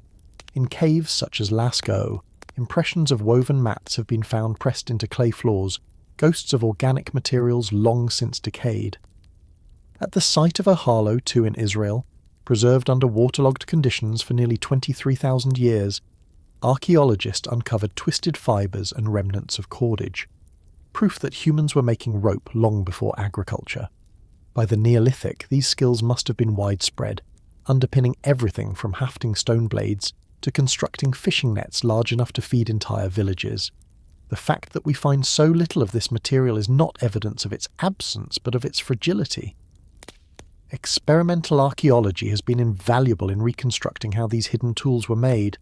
By stripping the inner bark from willow or lime trees, soaking it, and twisting it in opposite directions, researchers can produce cordage that is astonishingly strong. Tests show that even thin cords are capable of bearing loads that would surprise us today. A properly woven rope could drag logs for house posts, secure hides into shelters, or bind stones into composite tools. Nets woven with the same techniques can be stretched across streams, corralling fish with minimal effort. It is no exaggeration to say that these technologies multiplied human strength many times over, extending what a community could achieve. Adhesives were another cornerstone of this hidden toolkit. Birch tar, produced by heating bark in low oxygen conditions, has been found on Middle Paleolithic tools and was still in use during the Neolithic. When smeared onto a shaft and heated slightly, the tar creates a bond strong enough to hold stone blades in place, even under heavy stress. Resins from conifers, mixed with ochre or plant fibres, offered similar solutions. Some Neolithic points still preserve traces of these dark, sticky residues, a reminder that chemistry was part of the prehistoric toolkit long before laboratories. Fishing technologies highlight the ingenuity of these organic inventions. From Denmark's 𝐓𝐈𝐌𝐿𝐿 culture to Japan's Yomon tradition, archaeologists have found waterlogged stakes and fragments of woven nets that suggest large-scale communal fishing. In some cases, fish bones are found in heaps alongside the stakes, confirming the effectiveness of these traps. Nets allowed people to harvest food on a scale impossible with a single spear or hook, creating surpluses that supported larger, more permanent settlements. Once again, it is not the stone weights that truly mattered, but the cords and knots that bound them together. The symbolic weight of fibre technologies should not be overlooked either. Twisted cords were sometimes impressed into clay to create decorative patterns, foreshadowing pottery designs. Woven mats may have functioned as both flooring and burial coverings, giving texture and dignity to daily life and ritual alike. In these ways, the hidden toolkit was not just practical, but cultural, threading together the fabric of Neolithic societies in the most literal sense. The haunting question is how much we have lost to decay. If a single waterlogged site can reveal cordage, nets, and mats, how many more invisible tools were once everywhere, only to rot into silence? When we look at a museum display of polished axes, we are seeing just the hard skeleton of the Neolithic toolkit. The flesh, woven, twisted, sticky, and supple, has mostly vanished. Yet without it, the skeleton would never have stood. When we picture the Stone Age, the very word tricks us into thinking that stone was the only resource our ancestors valued. Yet in truth, many of the sharpest and most versatile tools were not chipped from flint or ground from basalt at all. They were carved from bone, antler, and ivory. These were the softer, more workable materials that turned the remains of animals into the implements of daily life. They carried an advantage that stone often could not. Their natural forms were already close to what people needed, requiring less labour to shape and producing edges that could be honed to a fine, needle-like sharpness. The Stone Age might more honestly be called the age of everything durable, for bone and antler left their traces alongside stone in nearly every Neolithic site. The range of objects crafted from animal parts is remarkable. Awls made from long bones were essential for piercing hides, a task that even the sharpest flint struggles with. The narrow taper of a bone awl slips easily through leather or woven material, allowing early humans to lace, stitch, and fasten garments or bags. From awls, it was a short step to needles, often made of bone or ivory, and sometimes complete with carved eyes for threading sinew or plant fibre. The presence of needles suggests clothing not just draped but tailored, with seams, folds, and reinforcement, garments that were as much constructed as they were wrapped. Such tailoring, in colder climates especially, would have meant the difference between survival and frostbite. Fishing and hunting likewise leaned heavily on organic materials. Harpoons carved from antler tines or ivory tusks provided barbed edges capable of piercing and holding fast to slippery prey. These multi-pronged weapons were sometimes composite, their barbs detachable to make retrieval easier. The use of antler in particular offered strength and flexibility that stone could not match. Its fibrous structure resisted breaking under stress, making it ideal for repeated thrusts in hunting large aquatic animals. Archaeologists have found caches of such harpoons in sites from Scandinavia to Siberia, suggesting wide adoption and innovation with local animal resources. Bone was also adapted for finer domestic tasks. Spatulas and burnishers carved from ribs helped in smoothing hides during tanning, while polished antler tools may have been used for shaping pottery, even before clay became central to Neolithic economies. Ivory fragments, mammoth ivory where it survived, or later walrus and hippopotamus tusks in certain regions, were worked into both utilitarian and decorative objects, their fine grain allowing detailed carving that bone could not always achieve. While we will not dwell here on the symbolic art these materials sometimes carried, it is worth remembering that tools and decoration often overlapped in function, blurring the line between practical and aesthetic. The durability of bone and antler tools also ensured their survival in the archaeological record, but like stone they present a biased picture. Many must have decayed where preservation conditions were poor, and what we see today is only a fraction of what was once made. The finds we do possess, however, paint a picture of societies that understood how to exploit the full spectrum of materials available to them. An animal was never just meat. It was hide for clothing, sinew for thread, bone for awls, antler for harpoons, horn for containers, and ivory for delicate work. Each successful hunt rippled out into an expanded toolkit, a small technological leap every time. These objects remind us that early technology was not one-dimensional. It was not simply about striking rocks together, but about finding the sharpest, strongest, and most flexible material for the task at hand. In that light, the question lingers, how many bone needles and antler harpoons have returned to dust, leaving us with the illusion that stone alone carried us through prehistory? If the answer is most, then the Stone Age looks far more like an age of clever scavenging and recycling where no part of nature went unused. Another aspect often overlooked when discussing bone, antler and ivory implements is the way these materials blurred the line between hunting and toolmaking. Each hunt did not merely provide food for the day, but supplied the raw material for the next generation of technology. A broken mammoth tusk could be whittled into a dozen small sharp points. The cast-off antlers from red deer, naturally shed each year, became a renewable source of tool stock long before the idea of renewable resources had a name. This made certain landscapes unusually rich in opportunity. Forested valleys, where deer thrived, doubled as hardware stores in the minds of prehistoric communities, while mammoth steppe regions gave access to enormous tusks, whose sheer size allowed the crafting of tools unimaginable in smaller species. The adaptability of bone and antler also shows up in their repairability. Unlike brittle stone, which once snapped could rarely be reused, bone could be reshaped, resharpened, or carved again into a smaller tool. Archaeologists sometimes find layers of use wear on the same object, with points that were first barbed for hunting, then reground into awls or chisels after breakage.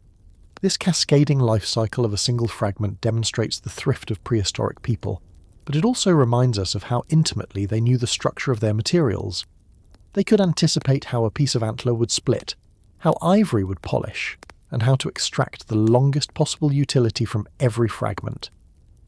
Sites with exceptional preservation have even revealed how these objects were manufactured. At Starcar in Britain, dating to the early Holocene, excavations uncovered not only finished tools but also the waste products of antler working: flakes, chips, and partially shaped blanks. These remnants are the prehistoric equivalent of a carpenter's workshop floor, scattered evidence that such objects were produced in dedicated spaces rather than improvised in the field. This implies planning, apprenticeship, and perhaps even the beginnings of specialization within communities. What is striking is how widespread this reliance on animal materials was across continents. In Siberia, harpoons and points crafted from reindeer antler appear in layers dating to the late Pleistocene and continue into the Holocene. In North America, bison bones were shaped into scrapers, and flakers used to maintain stone tools. In Africa, where ivory from elephants and hippopotamuses was more common, artisans produced items that demonstrate not only function but also remarkable craftsmanship. These parallel traditions show that this was not an isolated habit but a global pattern. Wherever large animals lived, their bones became tools. So the haunting thought remains: if bones and antlers were as vital as the stones we so often elevate in museums, then perhaps our term Stone Age hides a deeper truth. It was an era not of stone alone, but of improvisation across every material nature provided, with bone and antler standing quietly as equal partners in the toolkit of survival. When the last of the Great Ice Age beasts dwindled away, human hunters faced a profound challenge.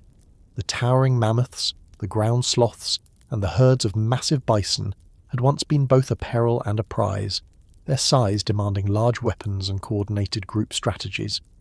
By around 10,000 years before the present, many of these animals were gone, leaving people to adapt quickly to a new ecological reality.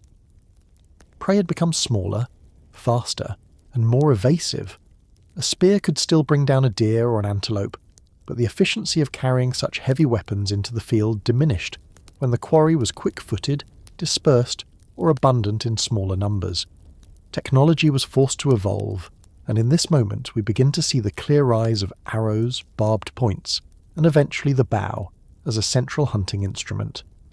The bow and arrow, while deceptively simple in appearance, represented a leap in efficiency. A light projectile tipped with flint or bone could be carried in large numbers, loosed with remarkable speed, and launched at a velocity no hand-thrown spear could achieve.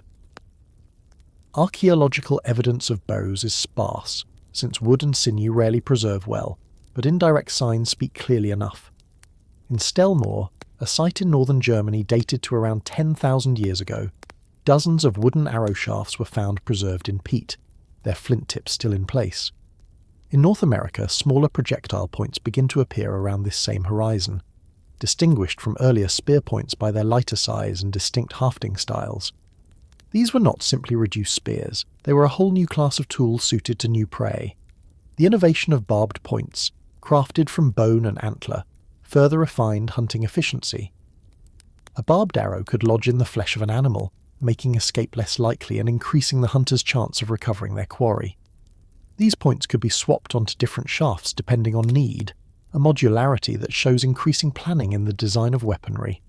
In waterlogged sites from Denmark to the Great Lakes, archaeologists have recovered barbed antler points that were almost certainly used in combination with bows or light throwing spears to hunt fish, waterfowl, or small game. The specialization of tools here speaks to an intimate knowledge of prey behavior, where no single technology sufficed for all conditions. The consequences of this shift reach beyond technology itself. Hunting strategies diversified alongside weaponry. Instead of focusing on large communal hunts aimed at mammoths or aurochs, groups pursued smaller, scattered prey that required stealth, patience, and often solitary or small party hunting. The toolkit of the Neolithic hunter expanded to include lighter projectiles, caches of arrows, and perhaps even simple quivers or carrying systems fashioned from hide. In some cases, evidence suggests the use of poison applied to arrow tips, leveraging plant and animal toxins to compensate for the smaller size of the weapons. These tactics show an inventive flexibility, the ability to reconfigure survival when the world's great beasts no longer roam the plains. One haunting question remains: how much of this shift was forced adaptation and how much was opportunity? Smaller prey meant more predictable food sources, but also required more labour per unit of meat compared to a mammoth kill. Did people mourn the loss of giant animals, or did they embrace the agility and speed that the bow and arrow provided? Archaeology does not give us feelings, only fragments, but in those fragments we can see ingenuity at work. The extinction of megafauna did not leave humanity stranded. It pushed us to develop weapons of elegance and precision, tools that still echo in the bows of modern hunters and in the very idea of ranged weaponry. Another layer to this transition was the experimentation with delivery systems. Before bows dominated, hunters in many parts of the world relied on the atlatl, or spear thrower, which acted as an extension of the arm. This device, essentially a carved lever with a hook at the end, allowed a hunter to hurl a light spear or dart at far greater speed and distance than would be possible with the naked hand. Archaeological finds from Europe, the Americas, and parts of Asia confirm its widespread use, often beautifully decorated with animal carvings. In fact, the atlatl likely overlapped with the early bow for centuries, each tool chosen for its advantages. The atlatl for long-range power against larger animals, the bow for rapid fire and accuracy when prey were quick or numerous. This coexistence shows how adaptive human communities were, layering technologies rather than simply replacing them. The rise of arrows also reshaped the kinds of raw materials valued by toolmakers. Stone points became smaller and thinner, with careful pressure flaking creating delicate barbs and notches for hafting. But many arrows did not need stone tips at all. Ethnographic parallels and some preserved examples show that sharpened bone, antler splinters, or even fire-hardened wooden tips were just as effective for small game. The bow democratized hunting in this way. Not every projectile had to carry the weight of precious flint. A hunter could carry dozens of arrows, losing some without catastrophic cost. This shift may have changed not only how people hunted, but also how they thought about risk and abundance in their tools. Archaeologists can often distinguish arrow wounds in animal bones from spear injuries. Arrows leave smaller, neater punctures, sometimes clustered in patterns that suggest volleys of shots rather than a single thrust. In North America, for instance, bison bones at certain kill sites display multiple fine perforations, hinting at group hunts where hunters released arrows into a herd to wound many animals at once. In other contexts, the light arrows seem to have been used for birds and hares or fish, supporting the idea that hunting became a more constant daily effort, rather than an episodic high-stakes confrontation with giants. The adoption of bows and arrows also had consequences for social life. They allowed younger or less physically strong individuals to participate effectively in hunting, since skill in drawing a bow or aiming an arrow could compensate for what was once a matter of sheer muscle power. This may have broadened the pool of hunters in a community, subtly redistributing roles and responsibilities. With more hands able to contribute, reliance on one or two expert spear throwers diminished. In this sense, the bow and arrow were not just weapons of efficiency, but tools of inclusion. The spread of this technology was uneven but astonishingly wide. By the early Holocene, bows were known in Europe, Asia, and parts of Africa, while the Americas maintained both bows and atlatls for centuries before bows became dominant. Regional variation mattered. In dense forests, the bow's quiet precision was invaluable, while in open plains the atlatl still had advantages. Such variation reminds us that prehistory was never a single, uniform march of progress. Instead, people made choices based on environment, prey, and tradition. Ultimately, the disappearance of megafauna forced humanity to confront the limits of brute force in hunting. What emerged was a suite of lighter, faster, more flexible technologies: bows, arrows, darts, barbed points, that reflected a new relationship with the natural world. Hunters no longer sought to topple giants with massive spears, but instead learned to master accuracy, patience, and volume of fire. The transformation was not merely technological, it was philosophical.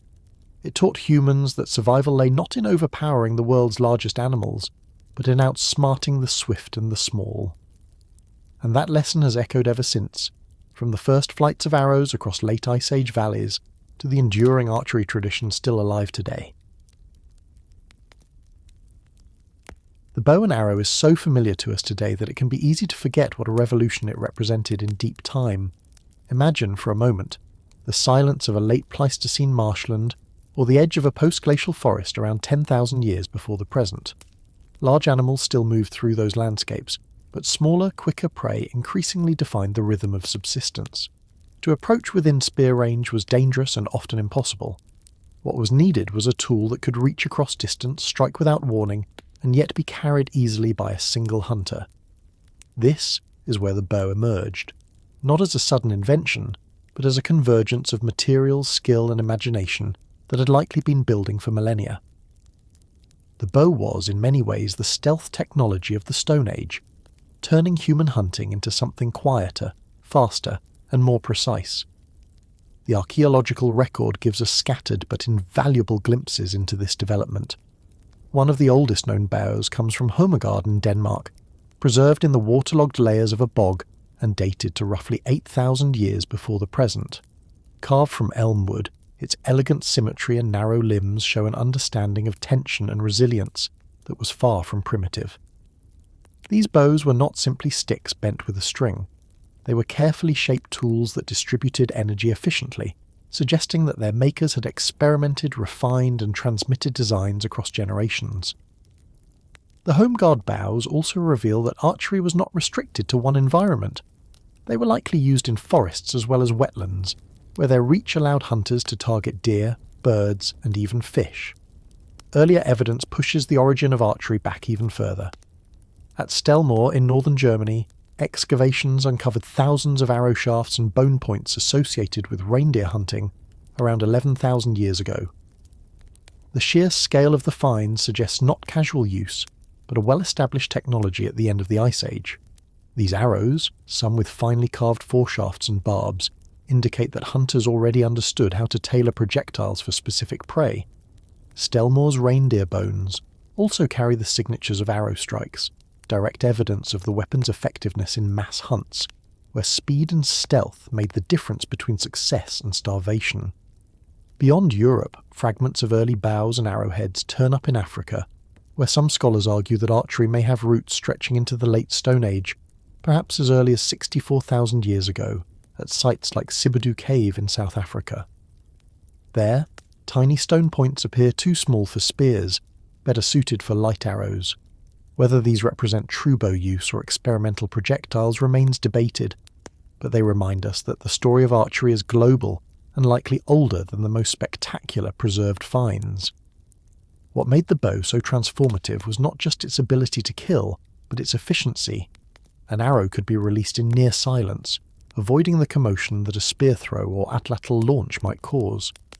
This meant hunters could remain hidden, striking from cover or even from within shelters.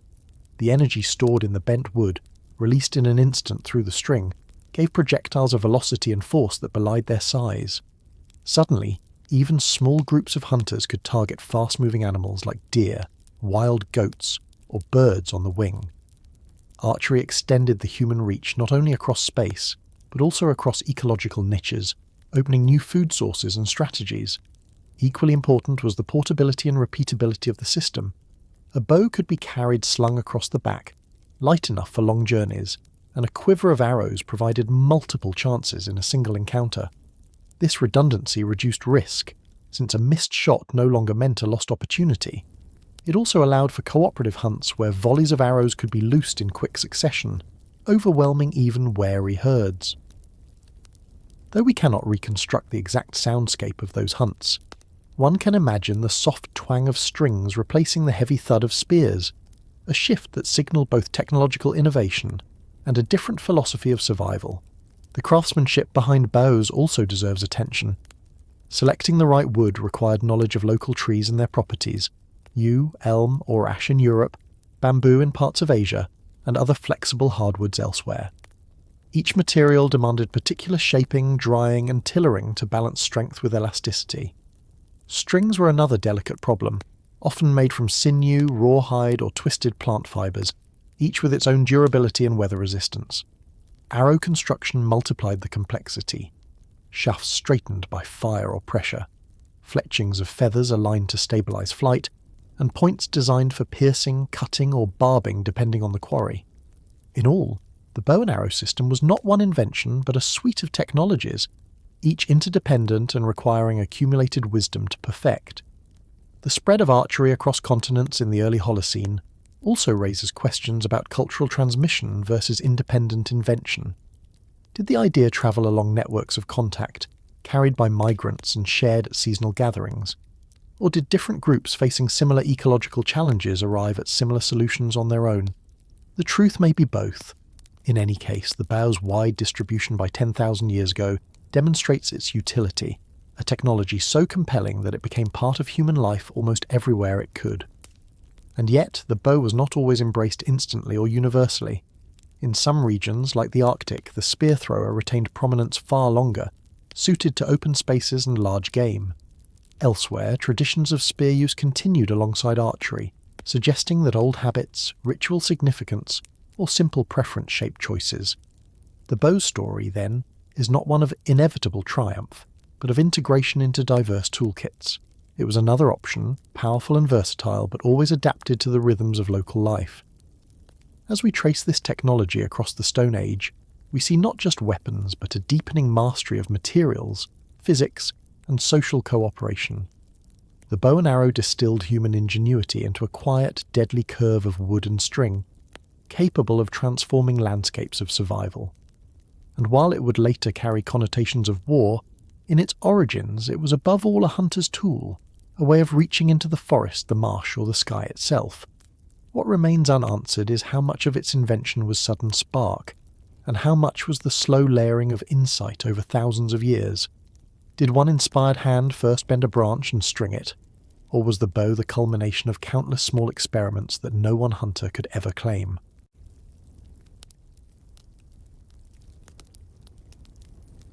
Rivers, lakes, and coastlines are as ancient as the people who learned to rely on them.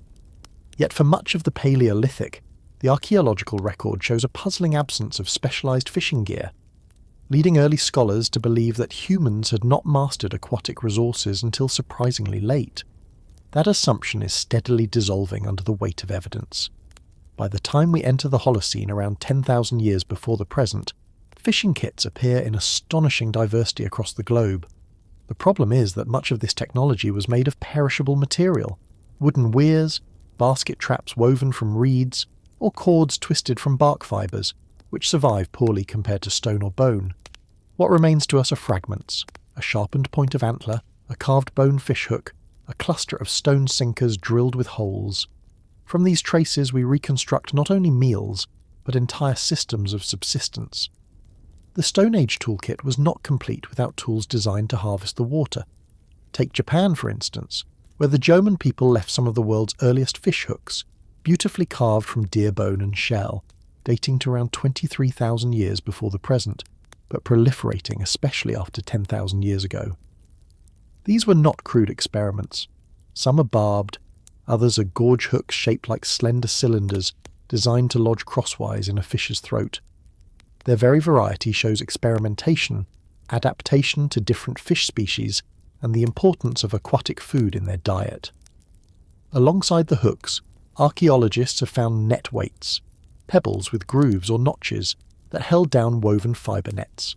This suggests that fishing was already a collective activity, demanding planning, cooperation, and knowledge of seasonal fish runs. In Mesolithic Europe, fishing sites also come to light. At 𝐓𝐻𝐾𝐌𝐏𝐒 on the Danube, the evidence points to sturgeon harvesting on a remarkable scale. Large stone net sinkers, combined with carved depictions of fish and the remains of riverine species, imply a fishing tradition that could sustain entire communities. Elsewhere in northern Europe, fish weirs made of wooden stakes have been preserved under waterlogged conditions.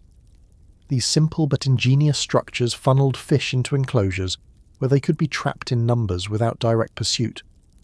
It was passive harvesting, relying not on the strength of an individual hunter, but on the placement of timbers and the flow of water itself. Africa too yields signs of advanced fishing kits. At sites around Lake Turkana and other freshwater basins, barbed harpoons of bone and ivory appear in the archaeological record by the early Holocene. Their serrated edges, carved with regularity, would have been devastatingly effective against large fish and even aquatic mammals. These weapons blur the line between hunting and fishing, showing how aquatic environments required tools just as specialized as terrestrial ones. In the Congo Basin, similar harpoons have been found, pointing to a wide distribution of aquatic skill. These were not marginal activities, they were mainstays of survival, capable of feeding hundreds when the rivers were full. The ingenuity of early fishing technology was in its multiplicity. Hooks worked for patient individuals, lines cast into deep pools, nets, weighted with sinkers, caught fish schooling in shallows. Harpoons allowed pursuit of larger prey from riverbanks or rafts. Basket traps, invisible in the record except where anaerobic mud preserved them, captured fish passively overnight. Together, these methods reveal that fishing was not an occasional supplement, but a carefully structured strategy, spreading risk across techniques and seasons. The resilience of fishing communities in the early Holocene suggests that rivers and coasts offered a form of security against climate instability. Even as forests expanded or contracted, waters still carried fish. This may help explain why some regions developed relatively sedentary lifestyles before agriculture was fully established. Reliable aquatic harvest created surpluses, which in turn encouraged investment in durable fishing kits. Imagine the hours required to carve a barbed harpoon from bone, polish a hook to smooth perfection, or braid 100 meters of fibre cord. These were not improvisations. They were planned, durable instruments of survival. We should not underestimate the social meaning of these tools either. A finely carved fish hook might have been passed down, its edge resharpened, its string replaced, but its form enduring across generations. Knowledge of where to set nets, when to spear migrating fish, or how to maintain a weir required observation passed on through stories and teaching. Fishing kits then were not just material culture, but repositories of memory. If there is a haunting question here, it is how much we have lost. Wooden fish traps, once abundant, would have vanished almost overnight if not sealed in river sediments. Cordage, the invisible companion to every hook or net, has mostly disappeared. What little we recover suggests that the true Stone Age fishing kit was far more complex than the fragments we hold. Each bone hook or stone sinker is like the punctuation of a sentence whose full text has rotted away. What counted as a Stone Age toolkit, then, was not only axes and sickles on land, but the quiet implements of water. They represent a parallel tradition of innovation, one that fed families in ways we can scarcely reconstruct. Were these kits as vital to survival as the polished axe or the grinding stone? The evidence says yes. And yet, in the silence of the archaeological record, we are left to wonder how many of the world's first fisheries disappeared without leaving even a hook behind. Fishing technology in the Stone Age also opened up entirely new food webs that land-based hunters had scarcely tapped. Estuaries, tidal flats, and shallow marine lagoons became living larders once people had the means to exploit them.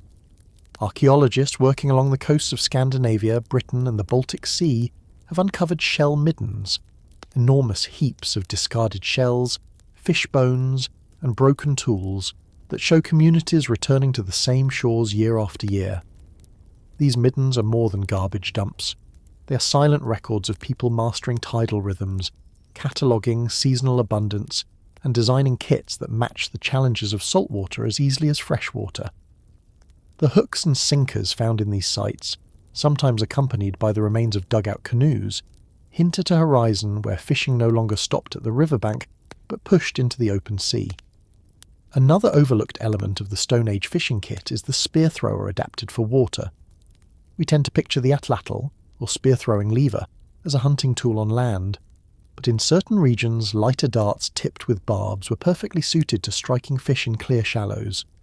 Ethnographic analogy shows us how water refraction complicates the task of hitting a fish, and only repeated practice makes success likely. The very fact that specialised barbed points appear in early Holocene contexts suggests that people not only experimented but committed themselves to long training. The fishing kit was therefore not only technological but educational, embedding new generations in a cycle of learning that linked tool use to the ecological knowledge of currents, fish behaviour and seasonal change. Equally intriguing are signs that fish and aquatic resources became trade goods. In some inland settlements, bones of marine species appear hundreds of kilometres from the coast, suggesting dried or smoked fish were transported along exchange networks. For this to occur, the fishing kit had to expand beyond capture alone to include tools for processing and preserving. Scrapers to descale fish, awls to pierce skins for drying racks, and containers woven from reeds or bark may have formed part of an extended technological system that rarely fossilises. These ghost tools of preservation remind us that a hook or harpoon was only the beginning of a chain of labour.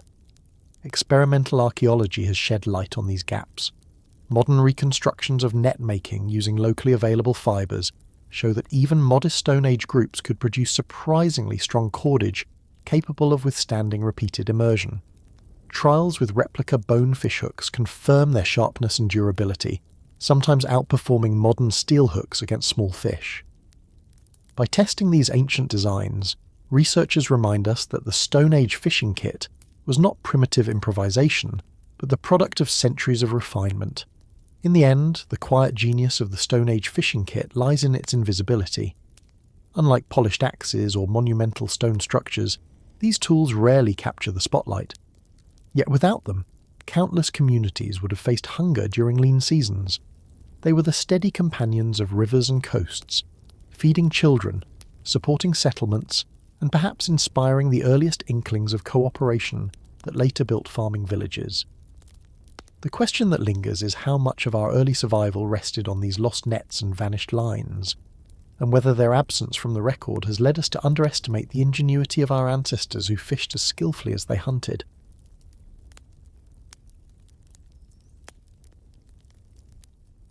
It is easy to imagine early humans armed with stone blades or polished axes, but perhaps harder to picture what they did with the grain they cut, the berries they gathered, or the water they needed to transport. Without the ability to carry, store or preserve, even the sharpest tool is incomplete. This is where the hidden world of containers before pottery comes into focus, a technological chapter often overlooked because so few traces remain in the soil.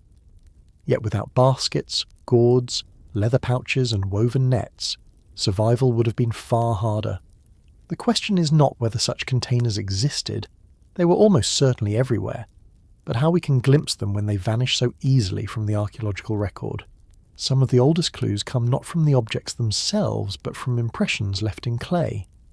At sites in Central Europe dating to the late Upper Paleolithic, fragments of fired earth preserve the faint weave of baskets pressed against their surfaces.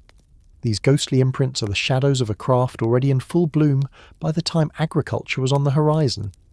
Baskets would have been woven from reeds, grasses, willow, or bark strips, all flexible enough to create durable containers. Such vessels were not only light and portable, but could also be waterproofed with animal fat, pitch, or even clay lining. Their very perishability may have been part of their value, cheap, renewable, and easily replaced. Leather too offered options. Hides scraped thin and sewn with sinew could hold liquids if treated with fat or beeswax. Some may have resembled early canteens, flexible skins tied at the neck and slung over the shoulder. Others might have been used as large sacks for carrying tubers, nuts, or dried meat. These portable skins would have been especially valuable in arid environments where water sources were scarce and mobility meant survival. Archaeological hints of this technology survive in toolkits, rather than the skins themselves. Awls for piercing holes, bone needles with eyes wide enough for sinew, and scrapers designed to thin and soften hides. The tools tell us the bags must have followed. Then there were gourds, nature's ready-made containers. Wild varieties of bottle gourd grew in Africa and Asia and spread widely across the tropics. Their hollow interiors, once dried, provided natural vessels for carrying seeds, storing dried food, or even floating on water as fishing aids. In parts of Africa and the Americas, gourds became so integral to daily life that they were domesticated long before most food plants. Their appearance in the archaeological record may be rare, but their role as lightweight, watertight carriers would have been indispensable for any group living near rivers or practicing seasonal mobility. The absence of these containers in museum displays should not fool us into underestimating their importance. Stone, bone, and metal survive. Fibre and hide do not. Yet, if we imagine life without them, we confront absurdity. How would people carry enough grain from a field, or water from a spring, or fish from a weir? The very ordinariness of these objects may be what obscures them. They were so common, so woven into everyday existence that their loss from the record distorts our picture of prehistory. Experimental archaeologists have tried to fill this gap by weaving baskets with locally collected reeds or stretching leather bags using traditional scraping tools. They demonstrate not only the feasibility of these techniques, but their surprising resilience. A well-made basket can last years of daily use. A leather pouch can be folded, patched, and reused until it is almost unrecognizable. These experiments remind us that durability does not always mean permanence in the ground. So, when we speak of the Stone Age toolkit, we must stretch our imagination beyond what lies in museum cases. Alongside the glitter of obsidian blades and the heft of polished axes, there were quiet companions. The reed basket balanced on a hip, the gourd filled with water, the leather bag tied with sinew. Without them, the transition into more complex societies would have been far slower. Their absence in the record leaves us with a haunting question. How many of humanity's most vital technologies are still invisible to us, lost not because they did not exist, but because they did their job so well, so quietly, and then returned to the earth? What deepens the intrigue of these vanished containers is how they blur the line between simple practicality and the first hints of organisation in human societies. Containers allowed surplus to exist. A hunter returning with more berries than could be eaten in a day no longer had to see them wasted. A family gathering wild seeds could store them until leaner times. This storage capacity, however modest at first, quietly shifted the rhythm of life. Instead of a relentless cycle of immediate consumption, people could begin to imagine tomorrow. Some archaeologists suggest that the very idea of planning ahead, so vital to farming and eventually to cities, may have begun with nothing more than the weaving of a basket or the stretching of a hide bag. Evidence from the early Holocene Natufian sites of the Levant supports this notion. Archaeologists have found large stone mortars too heavy to move easily, implying that food was being processed and left in place. To complement this immobile equipment, perishable containers must have been used to carry finished products, parched grain, cracked nuts, roasted seeds, from one location to another. The logic is irresistible. Immobile groundstones mean there must also have been portable vessels, even if those have long since decayed. These containers may well have been woven baskets, perhaps hardened with pitch or clay slip, carried over short distances and central to the daily routine. Across the Atlantic in early American contexts, scholars point to the use of woven containers as part of foraging economies. The tightly coiled basketry of the western United States, preserved in dry caves, demonstrates both artistry and resilience. Some are thousands of years old and show wear patterns from grinding seeds directly within them. While these examples are younger than the period we are focusing on, they strongly suggest that similar practices were already widespread in the earlier Neolithic. What we glimpse in desert caves may simply be the rare survivors of a global tradition. Leather bags leave their traces more subtly. At 𝐓𝐈𝐌𝐿𝐄𝐒𝐒 in Anatolia, dating to the 7th millennium BCE, clay figurines and wall paintings hint at the importance of animal hides, not only for clothing but also as vessels. Stretched and shaped, skins could form containers large enough to hold water, small enough to store herbs, or tough enough to transport stone nodules for later knapping. Some ethnographic parallels suggest that hardened leather, shaped and smoked, could even produce bowl-like containers that resisted collapse. None of this evidence is direct, but when combined with toolkits of awls and needles, a picture emerges of a material culture rich in forms that simply did not fossilize. Perhaps most evocative are the earliest traces of woven fibers discovered in caves in the Caucasus, and in sites such as Dzudzuana, dating back to nearly 30,000 years ago. These fragments predate the Neolithic by millennia, yet they reveal that humans already mastered twisting plant fibers into cords. Once cords existed, nets, bags, and basketry were inevitable. By the time the Neolithic began, such skills would have been deeply ingrained, passed down countless generations, and embedded in daily practice. The absence of their products in most archaeological layers is therefore not evidence of absence but of natural decay. Thinking about these hidden technologies also changes how we picture Stone Age life. Too often, reconstructions show men with spears and women bent over fires, but seldom do they depict the baskets leaning against walls, the gourds hung from rafters, the leather bags stacked in corners. Yet these were the objects that made meals possible, travel easier, and storage a reality.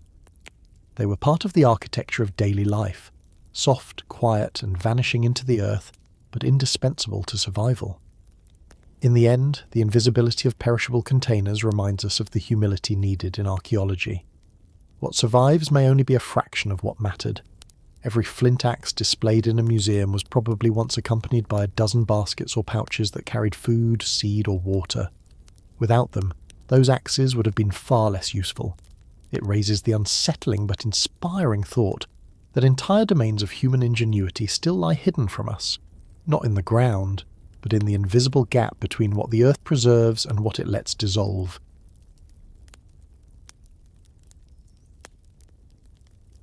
Why would someone take a handful of mud, shape it, and then place it into fire until it hardened into something new? At first glance, it sounds counterintuitive. Clay by itself is fragile, easily crushed in the hand. Fire, too, is unpredictable, a force that destroys more often than it creates. Yet somewhere in the deep past, people discovered that Earth transformed when exposed to flame. This discovery gave rise to pottery, the first synthetic material humans ever invented, a technology that quite literally turned dirt into stone. Unlike baskets or hides, pottery did not decay. It cracked, it shattered, but it endured. That endurance reshaped human economies and daily life, and it left a record so abundant that archaeologists now lean heavily on pottery fragments to date sites, track cultural shifts, and reconstruct diets. The earliest known pottery so far comes from East Asia.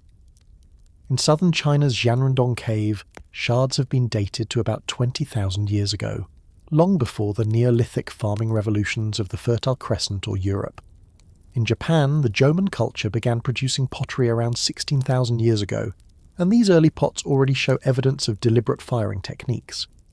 They were often deep vessels, suited for boiling plants and small animals, tasks that would have been difficult with baskets or skins.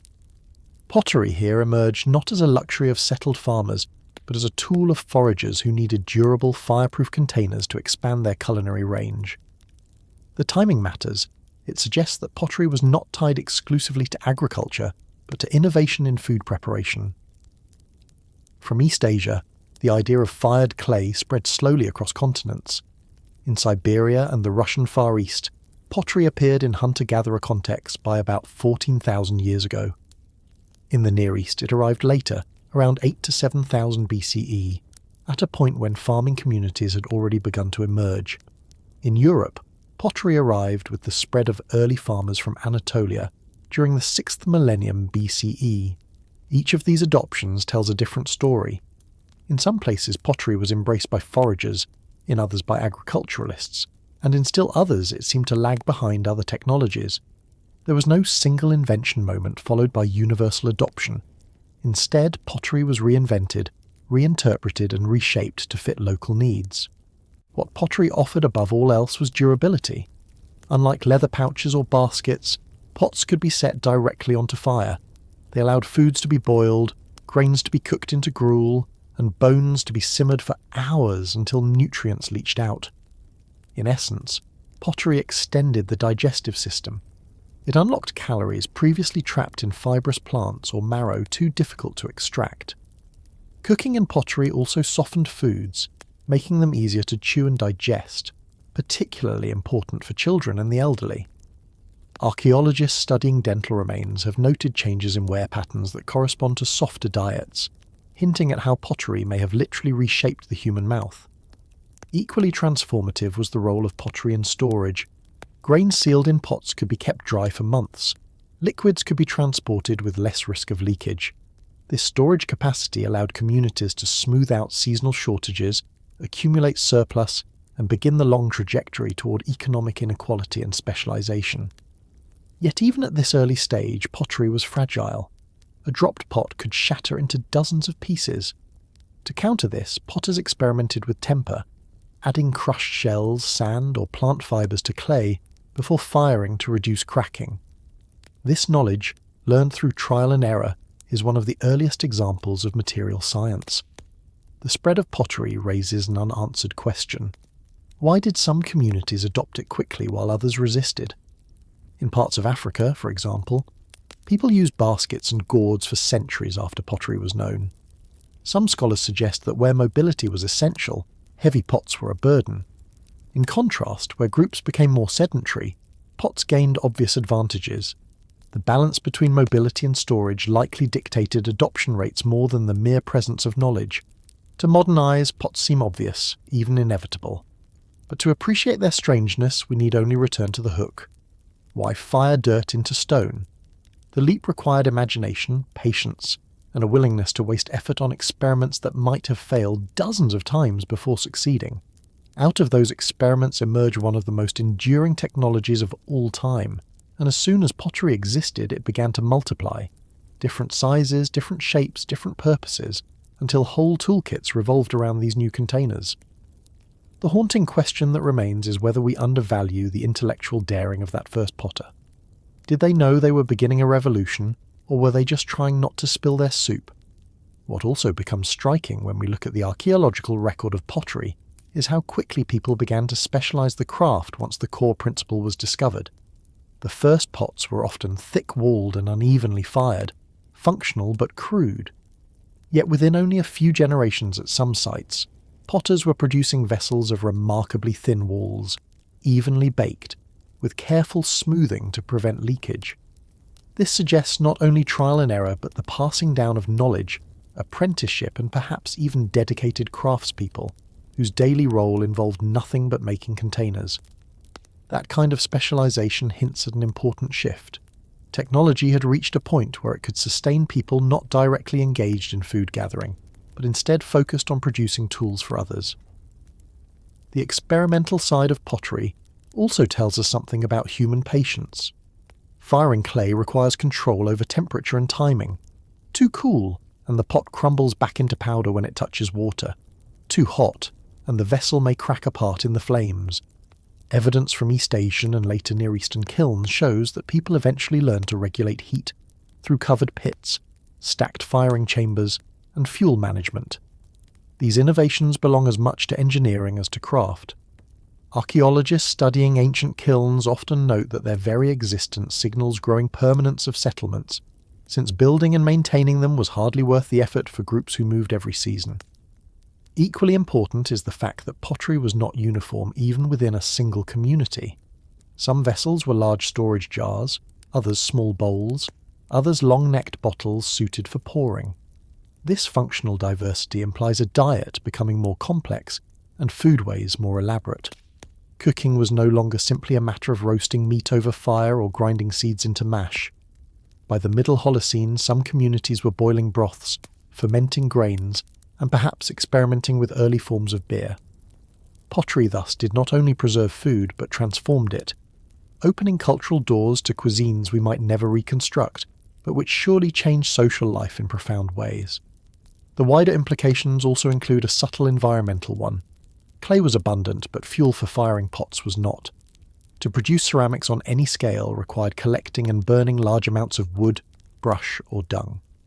In regions where trees were already scarce, pottery production may have contributed to deforestation or shifts in landscape management. This connects the invention of pottery to a feedback loop that would eventually intensify with agriculture. More tools required more fuel, and more fuel meant greater human pressure on ecosystems. So, when we consider pottery as part of the first toolkit, it is not simply about cooking or storing food. It represents an entire chain of human ingenuity. From gathering raw clay, to experimenting with fire, to organising labour, to reshaping diets, and even to altering local environments. The technology may have started with a simple vessel hardened by accident or inspiration, but it spiralled outward into one of the most defining features of settled human life. And the irony, perhaps, is that we rarely pause to notice the shards beneath our feet today, though to the people who first made them, these fragile vessels were nothing short of revolutionary.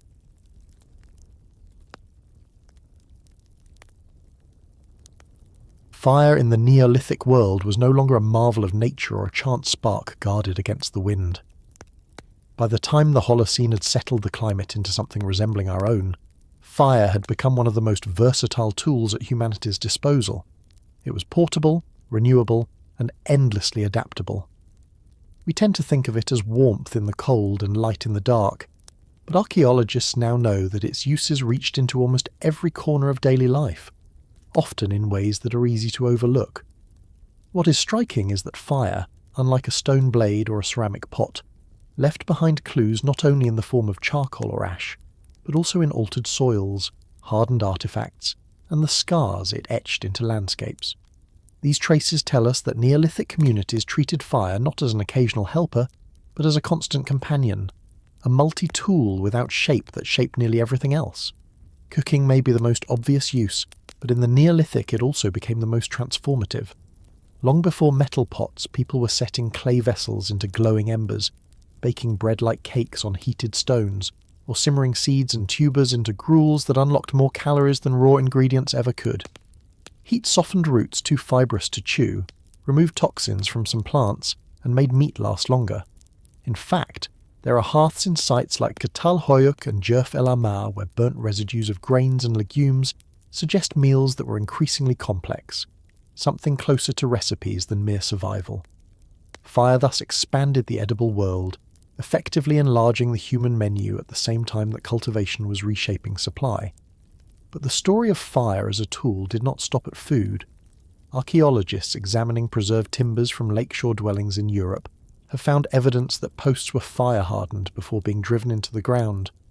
Exposing wood to flame alters its chemistry, making it more resistant to decay and pests. Spears, digging sticks, and even simple handles could be treated this way, extending their life in an age when resources were precious. In some cases, fire was also used in shaping wood itself. By carefully burning the surface and then scraping away the char, builders could hollow logs into canoes or fashion containers larger than any pot of clay. On a larger scale, entire landscapes were managed with controlled burns. The same technique still used by indigenous groups today, setting deliberate low-intensity fires, appears in charcoal layers across Europe, Asia and Africa during the early Holocene. Such fires cleared underbrush, encouraged fresh plant growth attractive to grazing animals, and created open patches of land that were easier to cultivate. In Britain, pollen records suggest that fire-maintained clearings may have existed centuries before full agricultural fields, hinting at a phase when communities engineered their environment without ploughs or herds, relying on flame as their primary tool for reshaping the land. Even stone itself was not immune to fire's versatility. Experiments show that flint and other knappable stones fracture more predictably when heated to specific temperatures, making it easier to craft blades or points. Some Neolithic quarries contain evidence of fire setting, where flames were used to crack rock faces, loosening slabs that could then be pried free with wooden wedges or hammer stones. Fire, in this context, became both miner and blacksmith, enabling people to extend their reach into resources that would otherwise remain locked in bedrock. Fire also appears in more subtle roles, such as the preparation of adhesives. Many composite tools relied on resins or pitches to bind stone to wood or to fasten fibres into cords. Heating these substances allowed them to be softened, mixed, and applied before cooling into durable bonds. Without fire, the hafted sickle or the barbed harpoon would not have been possible, at least not in forms sturdy enough to survive daily use. The invisible chemistry of fire thus underpinned the very structure of the toolkit we imagine as purely stone. Yet for all its practicality, fire was not without danger. Archaeological layers often preserve evidence of structures consumed by flames, whether by accident or deliberate clearing. At some sites, the pattern of repeated burning suggests that houses were intentionally torched, perhaps as part of ritual abandonment or renewal. Fire could therefore be destructive and creative at the same time, a reminder that this tool demanded respect. To control it required not only knowledge but social organisation, fuel collection, hearth maintenance, safety practices, all of which became part of daily routines. The Neolithic reveals a society in which fire was no longer an occasional camp companion, but a constant instrument of transformation. It shaped food, hardened wood, fractured stone, remade landscapes, and bound tools together. And perhaps the deeper question is this. By the time fire was treated as just another part of the toolkit, had people forgotten its strangeness? Was it already taken for granted, or did every spark still carry a hint of a reminder that humanity's oldest tool was never entirely ours to command? What is easy to miss about fire in the Neolithic is how deeply it was woven into the rhythms of everyday life. Archaeological microstratigraphy, thin slices of soil examined under microscopes, reveals alternating bands of ash and compacted earth inside dwellings, the product of countless hearths cleaned, relit, and rebuilt. In some settlements, ash layers are so thick that archaeologists suspect they were deliberately recycled as flooring material, soft underfoot and absorbent. Ash itself was not waste but another resource. It could be spread on middens to discourage pests, used as a mild abrasive in cleaning, or mixed with animal fat to produce rudimentary soaps. Even the byproducts of fire became part of the toolkit, extending its reach into domains that leave no obvious artifacts. We also see that fire structured the social landscape. A hearth was rarely just a source of heat. It was a gathering place, a centre around which architecture was often oriented. Excavations at sites such as Skara Brae in Orkney show houses where the hearth was positioned at the exact centre of the room, anchoring not only the physical space but also daily routines. Cooking, crafting and storytelling all radiated outward from flame, and it's easy to imagine that fire also carried symbolic weight, even if its traces are material rather than mythic. The practical tool thus doubled as a social instrument, binding groups together in warmth and light. Beyond the household, fire influenced the tempo of work. Charred residues on flint cores suggest that people sometimes annealed stone in bulk before napping, effectively creating a shift of heated material ready to be worked while it was still warm. This practice implies planning and time coordination, as fire had to be managed across hours or days to maximize efficiency. The technology of fire therefore encouraged foresight, introducing new dimensions of labour organisation in communities that were beginning to grow in size. Another underappreciated role of fire lies in preservation. Smoking meat or fish over low flames extended its shelf life, a crucial innovation for groups balancing the uncertainties of farming with the reliability of wild harvests. Charred seeds, surprisingly, also survive longer than unburned ones, which is why archaeologists find them by the thousands in Neolithic sites. For ancient people, this accidental durability may have been less important than the flavour and resilience imparted by fire, but the outcome was the same: food that could be stored and transported more securely. Taken together, these threads reveal fire as the silent partner of almost every tool in the Neolithic arsenal. The polished axe was hardened in flame, the sickle's resin grip softened and reset in embers, the pot baked until it could withstand boiling. Yet fire itself remained invisible until it left its mark. The haunting question is whether people of the Neolithic thought of fire as technology at all. To them, perhaps, It was simply part of the environment, as natural as stone or wood. But in practice, it was the most sophisticated instrument they had. That duality, ordinary and extraordinary at once, is what makes fire stand apart in the long human story.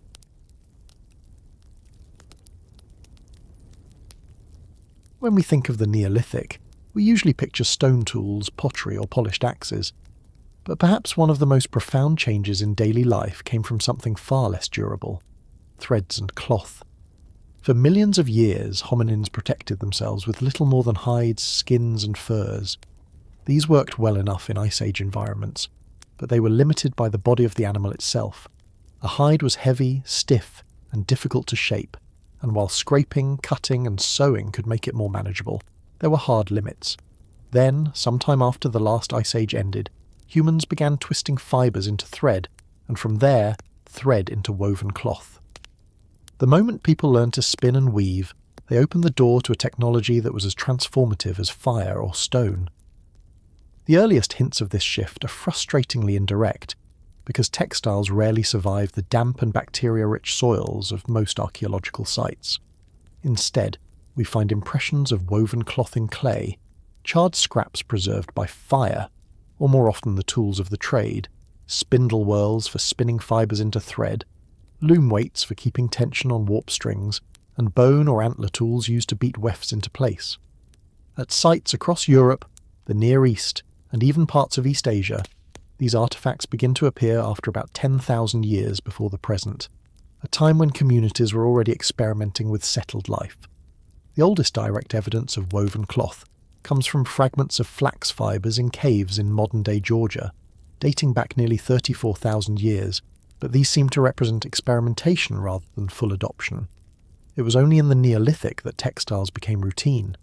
Linen spun from flax stalks was among the first. It was light, flexible, and could be grown in the same fertile river valleys where early agriculture flourished. Equally important were animal fibres. Sheep were initially kept more for meat than wool, but selective pressures eventually favoured woollier breeds. When humans began shearing and spinning wool, they gained a fibre warmer and more elastic than linen. Nettle fibres too, now overlooked, were used in parts of Europe, producing surprisingly durable cloth that did not require cultivation.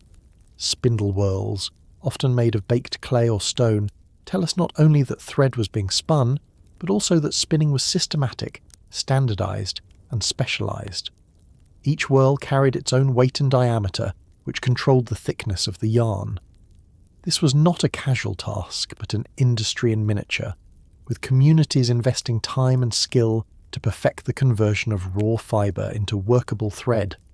Loom weights, which appear in Neolithic villages in southeastern Europe and the Near East, reveal that people had moved beyond hand weaving and were constructing upright looms to produce longer, wider textiles. These were not scraps sewn together, but continuous cloth, suitable for draping, wrapping, or cutting into garments. The implications went beyond clothing. Woven textiles meant lighter, more portable protection than hides. They could be layered in different thicknesses, adjusted for seasons, or tailored for the body. This was the beginning of clothing as a flexible second skin, one not limited by the size or shape of an animal. With weaving, garments could also be replaced more easily. If a cloak wore thin, it could be patched with scraps of the same fabric. If a cord frayed, it could be retwisted. This flexibility may have allowed communities to extend their reach into environments where hides alone were impractical, such as wetter lowlands where skins would rot or become heavy. Socially, textiles may have introduced distinctions in status and identity long before overt decoration appeared. Some cloth required more labour than others, and finer yarn meant more spinning, more time, and therefore more value. Archaeologists have found spindle whorls decorated with simple patterns, suggesting that even the tools of textile production carried a sense of craft identity. To wear woven cloth was not just to stay warm, it was to display membership in a community that had mastered this delicate and invisible technology. The haunting question, then, is whether weaving was recognised as revolutionary by the people who first practiced it, or whether it crept quietly into daily life, one twisted fibre at a time. Was there a moment when someone looked down at their woven cloak and realised they were wearing something no other animal on Earth could produce? Or did it simply feel like another ordinary task, one more step in the long list of chores required to survive? Either way, the loom and the spindle quietly redefined what it meant to be human, setting the stage for everything from trade networks to social hierarchies in the millennia to come. If the archaeological traces of weaving seem fragile, the cultural consequences were anything but. The introduction of textiles reshaped not only how people dressed, but also how they organised labour and time. Spinning and weaving were slow, repetitive, almost meditative activities, and their very slowness meant that they structured the rhythm of daily life. Unlike hunting or chopping wood, which were episodic bursts of energy, spinning could be done while sitting, walking, or even while watching over children. This distributed the skill widely, embedding it into households and creating knowledge that moved along generational lines. Archaeologists suspect that textile production was one of the first arenas where skill specialisation arose, because not every hand could spin evenly, not every weaver could keep tension steady, and flaws in the work showed immediately. The global spread of textile evidence shows that this was not a single cultural invention, but a recurring breakthrough. In the Near East, loom weights appear by the 8th millennium before the present, paired with charred flax remains. In Central Europe, imprints of woven basketry and cloth have been found pressed into the clay of early pottery, accidental signatures of vanished fabrics. In Japan, the Jomon people twisted plant fibres into cords that decorated their ceramic vessels as early as 14,000 years ago, evidence that cordage and cloth were already part of the unrecorded toolkit. Even in the Americas, preserved fragments of twined plant fibres from 𝐓𝐈𝐌𝐿𝐴 cave in Peru show that weaving emerged independently in the New World as well. The uses of textiles expanded beyond clothing. A woven sack could hold seeds, nuts, or dried fish more securely than a skin pouch. A net could capture birds in flight or fish in a stream, multiplying the yield of each foraging trip. A tightly spun cord could bind stone to wood, making tools stronger. In a sense, weaving was not limited to garments. It was a structural technology, giving humans the ability to tie, wrap, and enclose their world. The architecture of thread may even have inspired the architecture of buildings, because the logic of warp and weft mirrored the interlacing of reeds in wattle walls. Another underappreciated aspect is the role of textiles in warmth management within sedentary homes. Hides provided insulation, but they were bulky. Woven mats and hangings, however, could line walls, cover floors, or be hung across doorways to retain heat. A Neolithic house with textiles would have felt dramatically more livable than one without them, allowing smaller fires to suffice and extending comfort into seasons when resources were thin. In this sense, weaving was not just clothing, it was environmental engineering on a micro scale. We cannot know whether the first weavers realised they were building the foundation of one of humanity's oldest industries, but from this quiet technology flowed much of what defined settled life. The loom and spindle connected households, bound communities in shared labour, and wrapped early humans not just in warmth, but in a fabric of new possibilities. If the first chipped stones were tools of survival, the polished axes, adzes, and chisels of the Neolithic were tools of permanence. For the first time in our long history, humans began to build with the idea that structures would stand not for days or weeks, but for generations. The toolkit of construction reflected this ambition. Groundstone axes were heavier and sharper than their Paleolithic ancestors, capable of felling trees with greater efficiency. Adzes, with their blades set at right angles to wooden handles, were used to smooth beams, hollow timbers, and fit joints more precisely. These implements required patience to make, requiring hours of grinding against sandstone or river cobbles, but their durability repaid the labour. With them, humans carved out the literal framework of settled life. Archaeology offers striking glimpses of the scale of these early projects. In Jericho, by around 8,000 years before the present, people raised not only clusters of mud brick houses, but also a massive stone tower and encircling wall. Such constructions were not improvised. They required coordinated labour, tools to cut stone from quarries, levers and rollers to move blocks, and axes and adzes to harvest timber supports. The tower itself, with its stone staircase winding upward, suggests not only engineering but also an emerging sense of communal planning. It is hard to imagine such undertakings without a well-developed toolkit that was designed for cutting, shaping, and assembling materials on a scale never attempted by mobile foragers. At 𝐓𝐈𝐌𝐄𝐒𝐒, in what is now central Turkey, another approach to construction appeared around 7,000 years before the present. Here, homes were densely packed, joined wall to wall, and entered from the roof by ladders. The absence of streets meant that rooftops themselves became pathways.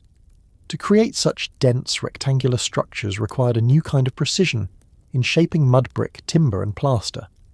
Grinding stones prepared clay for bricks, stone axes trimmed wooden beams, and small adzes or chisels shaped niches and platforms inside the houses. The toolkit of this early city was not one of occasional maintenance, but of constant repair, as roofs were resurfaced, walls replastered, and interior features renewed. The evidence from post holes, still visible in sites across Europe, shows that timber-framed houses became widespread during the Neolithic. At sites in Britain and northern Europe, archaeologists have uncovered longhouses, some stretching over 20 metres, built from rows of wooden posts carefully set into the ground. Such structures could not have been achieved with flaked stone alone. They required the grinding and polishing of axes capable of enduring the strain of repeated chopping. These tools reveal a shift not only in architecture, but in the way people envisioned their relationship with the landscape. Clearing woodland for posts, building houses aligned in rows, and maintaining permanent structures all marked the transition from temporary shelter to enduring settlement. The ingenuity extended to the smaller details of construction. Bone and antler chisels may have been used to cut fine grooves or carve decorative elements in wood and plaster. Cordage, spun from plant fibres, bound together wooden frameworks or secured thatching. Even mud brick itself was a technological advance, shaped with the aid of moulds, then sun-dried and stacked into load-bearing walls. The Neolithic toolkit was as much about shaping earth as it was about cutting wood. In these houses, we see the beginning of architectural planning that foreshadowed later urbanization.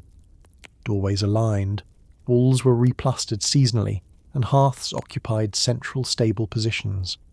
The tools that created these spaces were not just implements, but extensions of cultural intention. To settle, to remain, to build in ways that made life more predictable.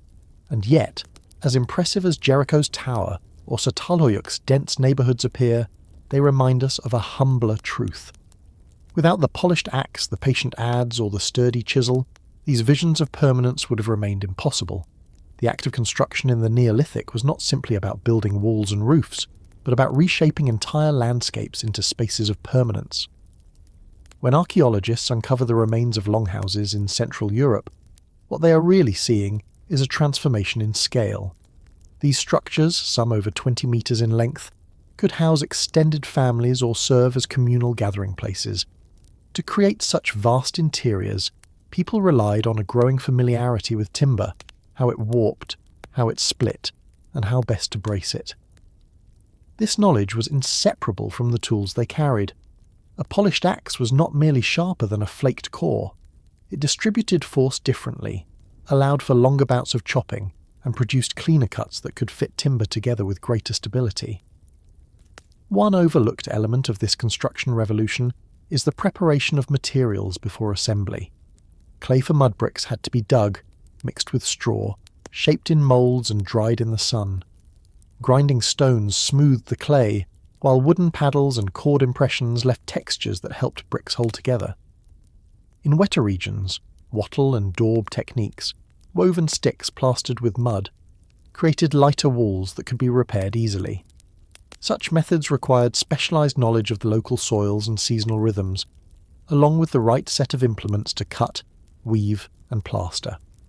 It was a toolkit for turning earth itself into architecture. There is also evidence that construction work was rhythmic and seasonal, timed with periods of agricultural lull or after harvest. This suggests that the use of tools was tied not only to technical skills, but to social organisation. Building a longhouse or a communal tower meant mobilising dozens of people to fell trees, transport timbers, and raise posts. Polished axes and adzes made the process faster, but they also symbolised a collective investment. Each tool represented many hours of grinding and preparation before it could even be swung. When a settlement replaced or refurbished its buildings, It was not just repairing shelters, but reaffirming community ties. We should also note the quieter, more intimate uses of construction tools. At 𝐓𝐈𝐌𝐄𝐒𝐒, plastering tools, likely smooth stones or bone implements, were used to resurface walls repeatedly, layer after layer. Some houses were replastered over 100 times, turning walls into thick, gleaming canvases. This maintenance created spaces that were not only structurally sound, but also visually uniform, a kind of shared aesthetic of permanence. The chisel that cut grooves in a timber beam, or the adze that smoothed a plaster platform, were as central to daily life as the axe that felled a tree. These details remind us that Neolithic construction was not a one-time achievement, but a continuous process of care. The same polished axe that cleared land could later help rebuild a roof beam. The same adze that shaped timber might be handed down, generation to generation, as houses grew, collapsed, and were rebuilt in the same places. The tools that built villages were also the tools that kept them alive, and in that cyclical labour, humans carved out the first truly enduring places they could call home.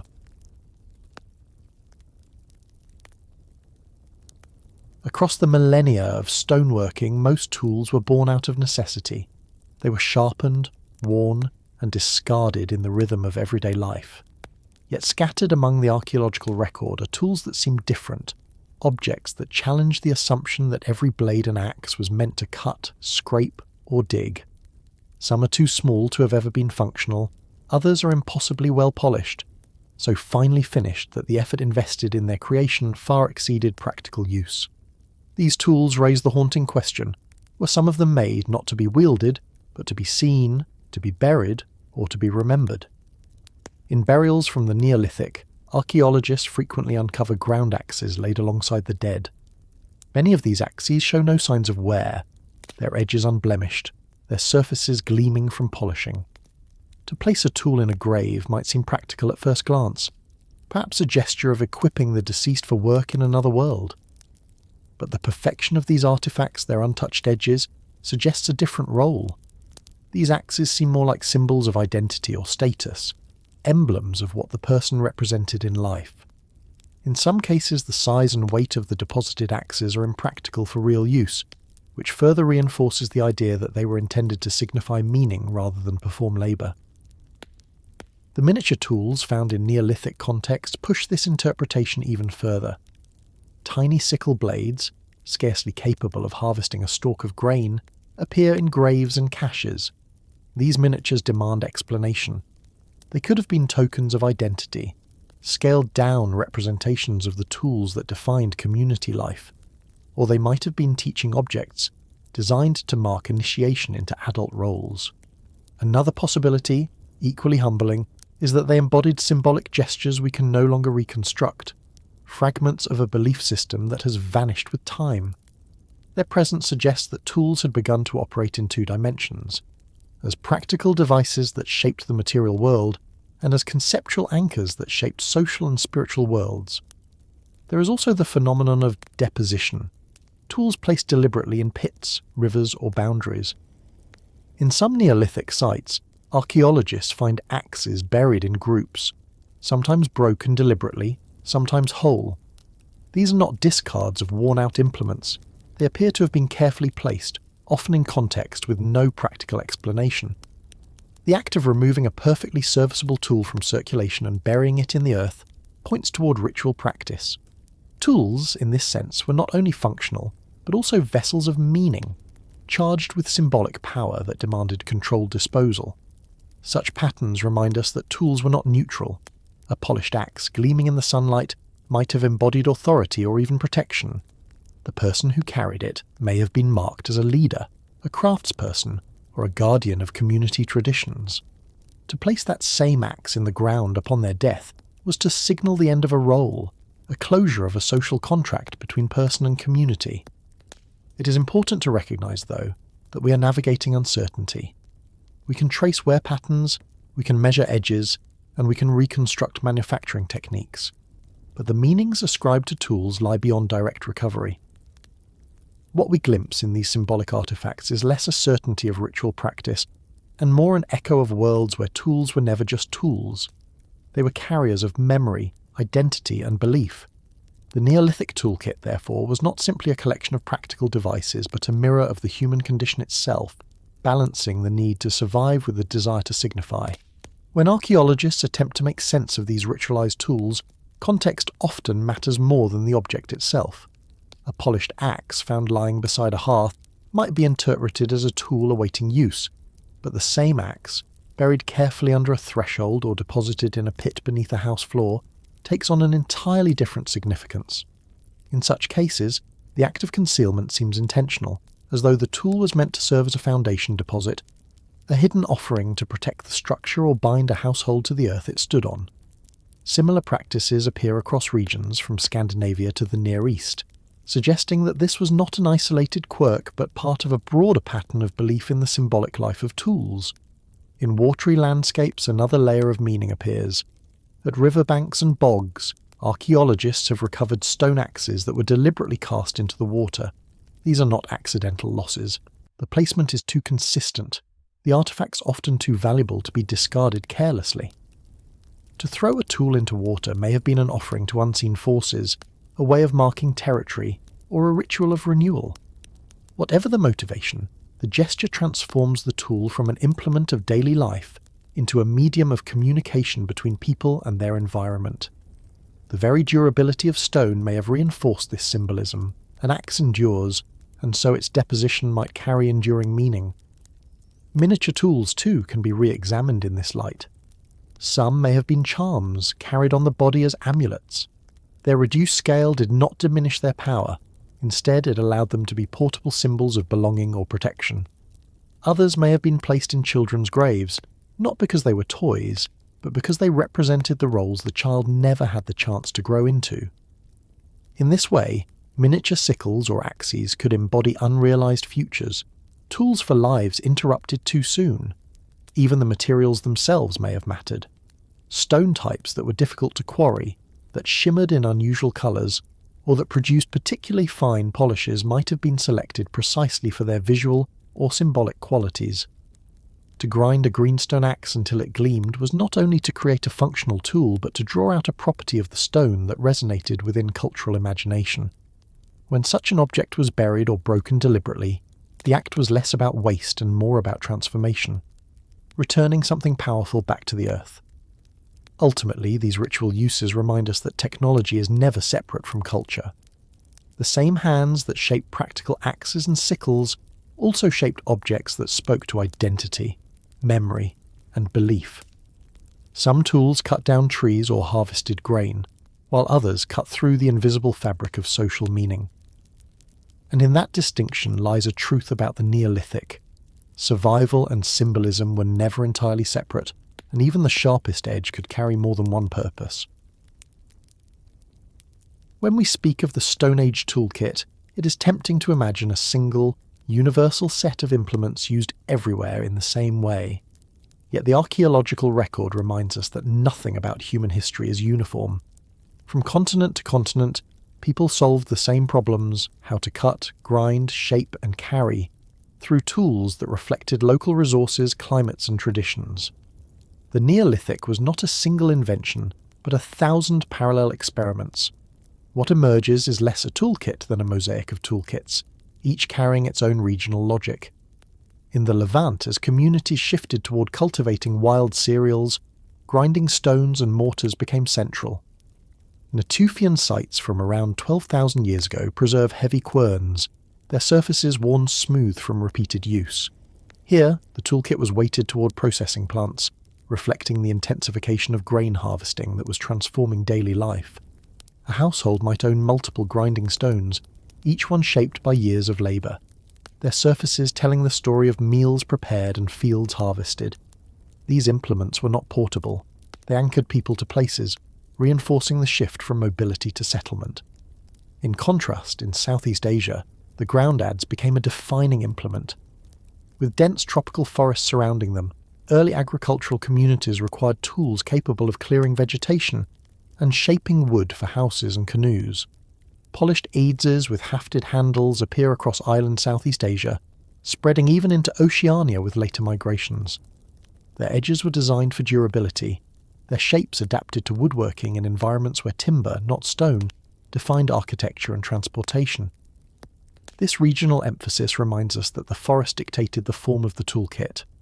Turning to Japan, the Jomon culture developed some of the most elaborate fishing technologies of the Neolithic world. Archaeologists find large quantities of net sinkers, fish hooks carved from bone and antler, and composite harpoons designed for rivers and coastal waters. These tools reflect a society that relied heavily on aquatic resources, supplementing foraged plants with fish and shellfish. Unlike the heavy grinding stones of the Levant or the forest-clearing adzes of Southeast Asia, the Japanese toolkit was lightweight, portable, and adapted to seasonal fishing expeditions. In Africa, a different story unfolds. Grinding stones appear here too, but in many regions, stone tools continued alongside rich traditions of bone and wooden implements. In Eastern Africa, grinding surfaces suggest a reliance on wild sorghum and other grasses. In Southern Africa, microlithic technologies, tiny stone blades inserted into wooden or bone shafts, remained prominent, creating versatile composite tools that could be used for cutting, hunting, or scraping. This persistence of microliths into the Holocene shows that older traditions did not vanish uniformly with the onset of farming elsewhere. In the Americas, regional diversity was just as pronounced. In Mesoamerica, obsidian became a prized resource. Its sharp edges, produced through careful flaking, created blades far finer than most groundstone tools. Obsidian quarries and trade routes suggest that access to this volcanic glass was a critical part of community economies. Meanwhile, in North America, the toolkit reflected both continuity and adaptation. Groundstone axes and mortars appeared in some regions, but elsewhere, hunting technologies dominated, including barbed points and atlatls that extended the reach of human arms. These regional variations show that the Neolithic cannot be reduced to one set of innovations, but must be understood through local ecologies and choices. The striking thing is not simply the diversity of these toolkits, but the fact that they coexisted in the same broad time frame. While villagers in the Levant were grinding wheat into flour, fishers in Japan were crafting delicate bone hooks. Each toolkit reflects not just survival but ingenuity, a recognition that technology is always shaped by the dialogue between people and place. The haunting question remains: how many variations have been lost to time? Tools made of fibre, wood, or hide seldom survive, leaving us with a skewed view of what people really carried with them. What we can say, though, is that the Stone Age was not monolithic. It was as diverse as humanity itself, with every valley, forest, and river shaping its own toolkit for living. If we step back and consider these regional variations as a whole, the story becomes less about a linear march of progress, and more about a web of parallel problem-solving. Each community held in its hands the same basic material: stone, bone, wood, fibre, but sculpted it into forms that answered different needs. A ground axe in the Levant or in Britain was not just an interchangeable object, it was the reflection of the environment, the seasonal calendar, and even the social choices of its makers. The toolkit was, in this sense, an ecological fingerprint. One striking example of this fingerprinting is the Pacific. As seafaring expanded, stone adzes were accompanied by shell tools, sharpened to cut fibres or carve wood. In regions where good stone was scarce, people innovated with what the ocean provided. Shell scrapers and coral abraders served where obsidian or basalt were absent, showing that scarcity did not halt invention, but redirected it into new forms. The very act of voyaging, tying canoes, shaping paddles, binding lashings, depended on toolkits shaped for maritime life, rather than for heavy grinding or cereal harvesting. In contrast, the Andean highlands leaned toward pounding and grinding technologies, but with unique adaptations. Mortars and pestles carved from volcanic rock reveal a diet that included tubers like potatoes, which require different processing than grains. Here, the stone toolkit mirrored agriculture that looked unlike that of the Fertile Crescent, yet required equally ingenious solutions. What these comparisons reveal is that the so-called Neolithic package was never a neat bundle unwrapped in the same way everywhere. Instead, it was a spectrum of possibilities, with grinding stones, adzes, nets, and hooks appearing in different orders and combinations. Some regions leaned heavily on plant processing, others on woodcraft, others still on fishing. Even within regions, diversity thrived. Not every household in a village used the same set of tools, and not every community adopted innovations at the same speed. This mosaic forces us to abandon the temptation of imagining a single universal toolkit. It also complicates the very word Neolithic, which can imply sameness where there was none. What connected these communities was not uniformity, but the shared principle of shaping tools to fit new forms of life, settlement, cultivation, and more intensive harvesting. The haunting question is whether our modern lens, which favours durable stone and ceramic artefacts, blinds us to how much more diverse these toolkits really were. If perishable items, rope, wood, textiles, had survived in equal abundance, our maps of regional diversity would likely look even more fractured, even more colourful. The story of early tools, then, is one of unity only at the deepest level. The human urge to adapt, improvise, and transform what nature offered into something useful, even if each group did so in its own, utterly distinct way. Who shaped the first polished axe, and who bound the first microlith into the groove of a sickle? We often imagine anonymous hands, but archaeology increasingly hints at patterns in who bore the knowledge, who trained others, and who carried the burden of production. The evidence is not a row of signed artifacts, but the subtler marks of repeated gestures, consistent craftsmanship, and differences in wear that tell us something about labour in the deep past. This raises a question as compelling as it is elusive. In a Neolithic village, who actually made the tools? The most obvious clue lies in standardization. When archaeologists uncover a cache of ground stone adzes or flaked blades, the consistency of their form suggests not haphazard improvisation but practiced skill. Producing such tools required hundreds of hours of shaping, pecking, grinding, and sharpening. These were not casual experiments by children at play, but deliberate acts by individuals who'd been trained in the nuances of raw materials. In societies without written manuals, that training likely happened face-to-face, in apprenticeship-like systems, one hand guiding another, one generation instructing the next. Gender roles add another layer. Use-wear analysis on grinding stone suggests they were operated for long hours, often with repetitive motions that could leave skeletal signatures in knees, wrists, and shoulders.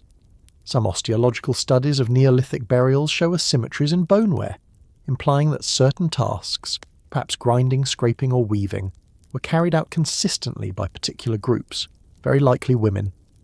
Meanwhile, heavy adze work, quarrying, and timber felling may have fallen more frequently to men, though this division was hardly universal. Ethnographic parallels remind us that in many societies, women knap stone as well as men, and children often practice toolmaking long before they become proficient hunters or farmers. Microscopic analysis of stone flakes offers still more nuance.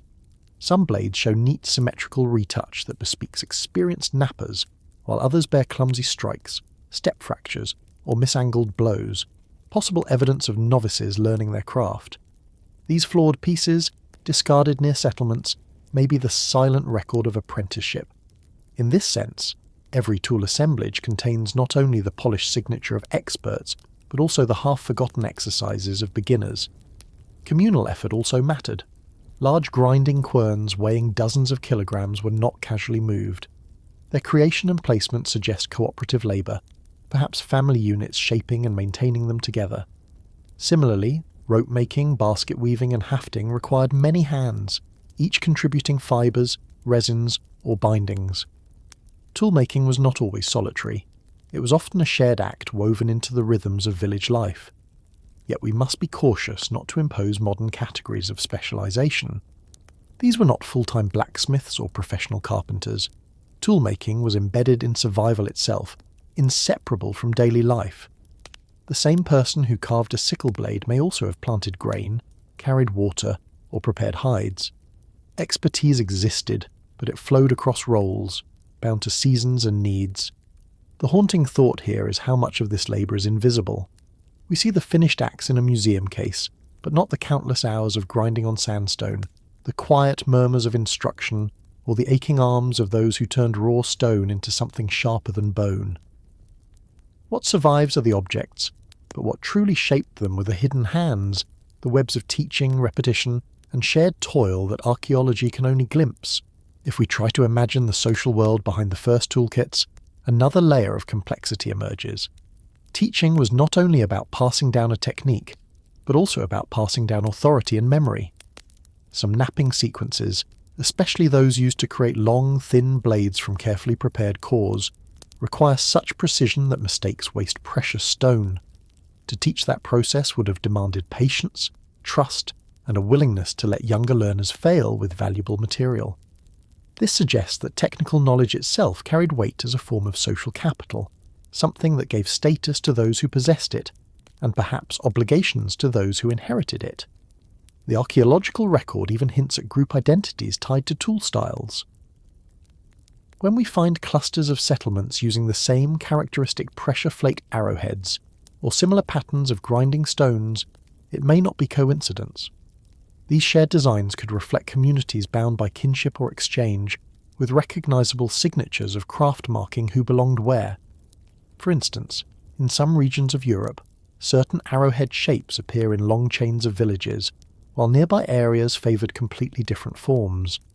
The choices were not only practical, they were cultural statements, and those who made them may have understood themselves as part of distinct traditions.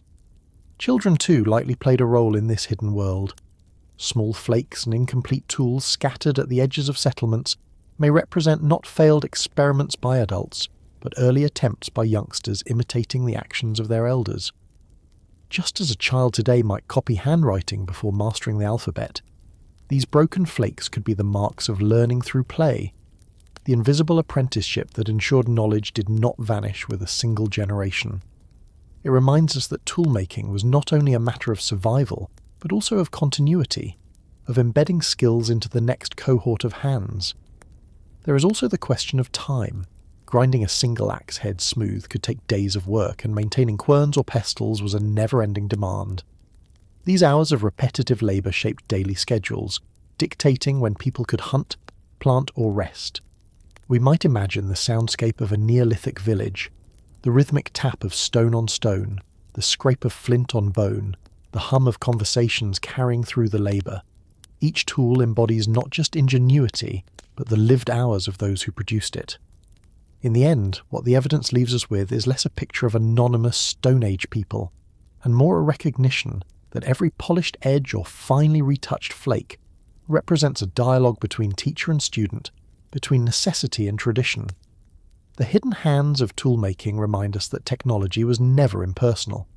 It was intimate, communal, and deeply human, an inheritance built not in workshops, but in the steady pulse of daily life.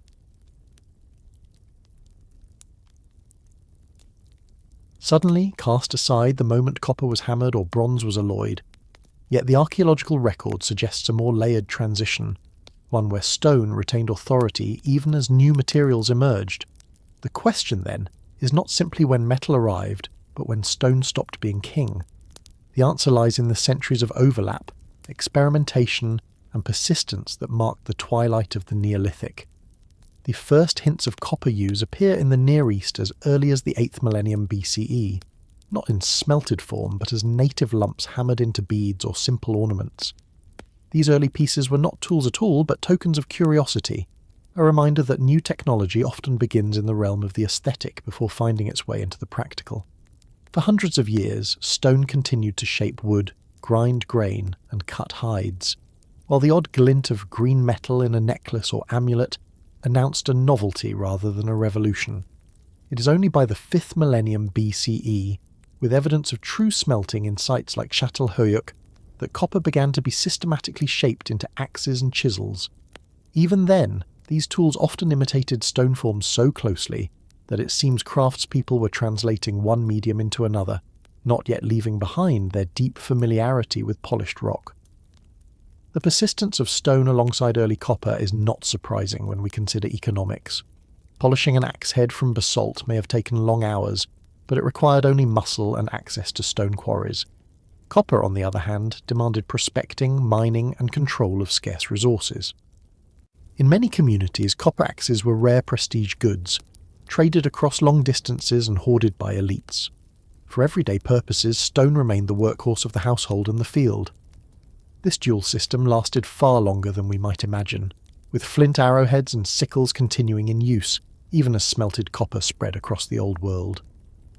The advent of bronze around the 3rd millennium BCE marks a more decisive shift. Unlike soft copper, bronze held an edge that could truly compete with the durability of polished stone. Yet again, the earliest bronze tools followed traditional stone shapes, as though people needed to carry their old habits forward into a new material before exploring its possibilities. The symbolism of stone even lingered. In some burials, polished axes appear alongside copper daggers, suggesting that communities valued both the ancient and the new. It is only gradually, across generations, that stone faded from daily life, surviving mainly in ritual or as expedient tools in regions where metal was scarce. This long twilight of stone teaches us that revolutions in technology are rarely abrupt. They are instead braided transitions, where familiarity coexists with innovation. The end of stone dominance was not a single event, but a slow unweaving of habits that had guided humanity for thousands of years. To the question of when stone stopped being king, the most honest answer is that it abdicated reluctantly, still serving quietly even as a new age dawned. The haunting question is whether those who first held copper axes in their hands realized that they were holding not only a tool, but the beginning of an entirely new chapter in human history. If we look closer at this overlap between stone and early metallurgy, it becomes clear that the question was not just technological, but cultural. In many cases, stone tools did not vanish because they were inferior. They persisted because they were embedded in traditions of craft and identity that metal could not easily replace. A polished stone axe, painstakingly shaped and gleaming after hours of grinding, carried meanings far beyond its utility. In some communities, these axes became heirlooms or ritual offerings long after metal tools were circulating. Archaeologists have unearthed caches of unused stone axes deliberately buried, suggesting that their value had shifted from practical to symbolic, even as metal rose in prominence. Regional variation further complicates the story. In areas rich with metal ores, such as Anatolia and the Balkans, the transition toward copper and bronze came earlier and with more intensity. Meanwhile, in Britain, Ireland, and parts of northern Europe, polished stone axes continued to be manufactured in large numbers deep into the 3rd millennium BCE. Some of these were exported hundreds of kilometres from quarries in Scandinavia or the Alps, indicating that the network surrounding stone remained powerful even as metal gained ground elsewhere. Rather than a uniform global march toward metal, the evidence shows a patchwork of adoption, delay, and resistance. It is also worth remembering that stone was not a monolith. Different stones had different properties, and communities had honed the skill of selecting exactly the right material for the right job. Flint gave razor-sharp cutting edges, basalt and diorite offered toughness for axes, obsidian provided a glassy sheen unmatched even by bronze in sharpness. These materials were not abandoned lightly. In fact, obsidian blades continued to be produced in the eastern Mediterranean long after bronze tools appeared, prized for surgical precision in certain contexts. The persistence of such specialized uses shows that metal did not immediately outcompete every niche. The end of stone dominance, then, is better described as a gradual narrowing of roles. From universal presence in every aspect of human life, stone receded into specialized functions, ritual significance, and regions where metal was scarce or tightly controlled.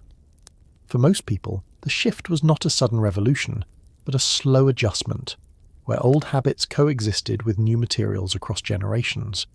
And so the haunting question remains: when the last stone axe was set aside in favour of bronze, did its maker know that 2 million years of stone tool tradition had finally reached its close, or did they simply see one more change in a long chain of adaptation?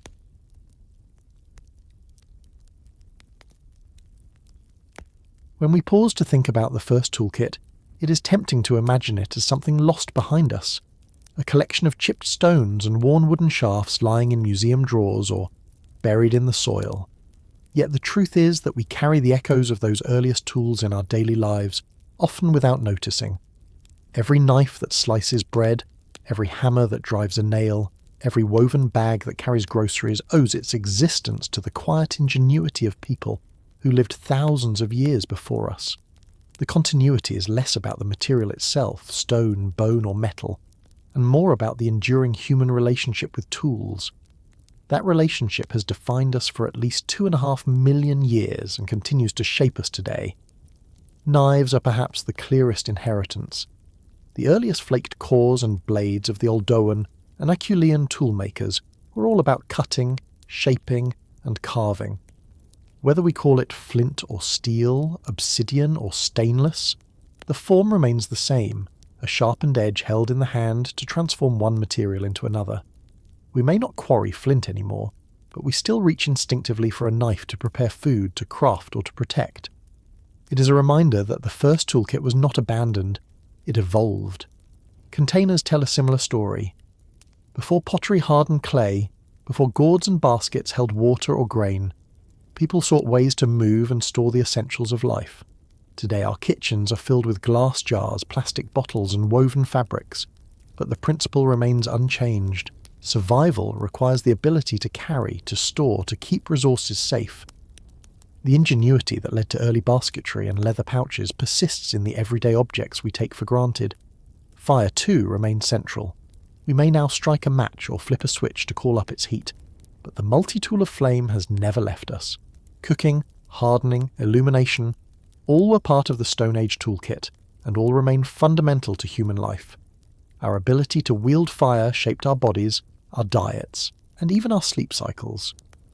In a way, the glowing screen on which these words appear is also a descendant of that first hearthlight, another form of fire harnessed to extend our senses. Textiles are another legacy. The first cords twisted from plant fibres, the earliest woven cloth from flax or wool still echo in the fabrics we wear. When we pull on a shirt or wrap ourselves in a blanket, we continue a relationship with fibres that began long before written history. The loom weights and spindle whirls of Neolithic sites are not so distant from the machines that fill textile factories today. What we see in this continuity is that tools are not just objects, but companions. They are bridges between thought and action, between imagination and survival. Every chipped stone, every polished axe, every woven cord was an experiment in how to live differently, how to extend the limits of the human body. And so the legacy of the first toolkit is not confined to archaeology.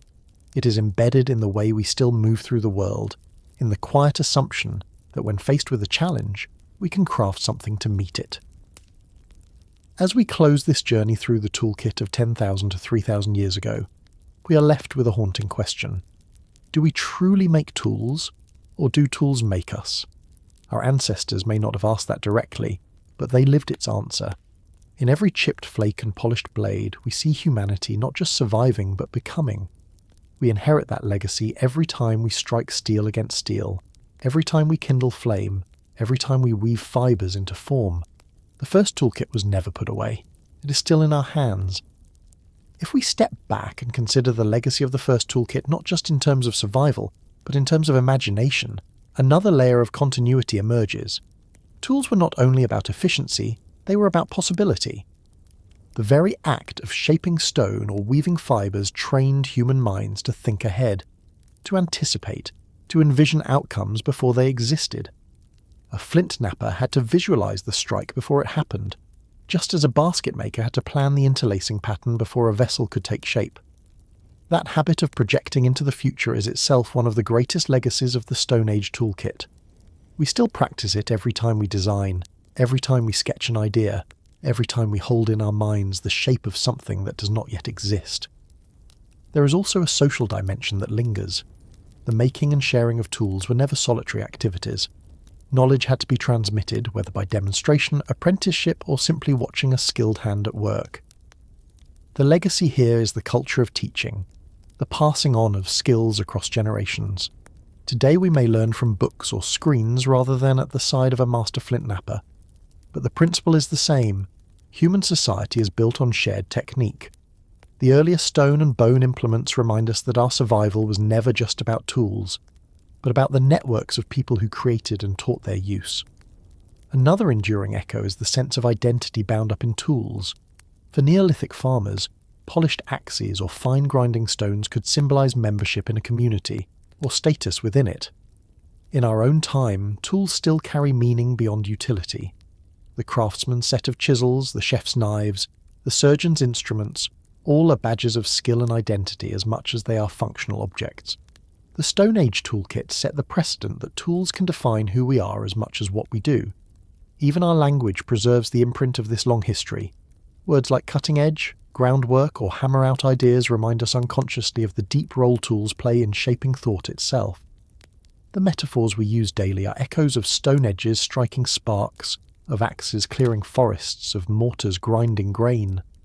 These phrases survive not because we need them technically, but because they carry the weight of shared experience across millennia.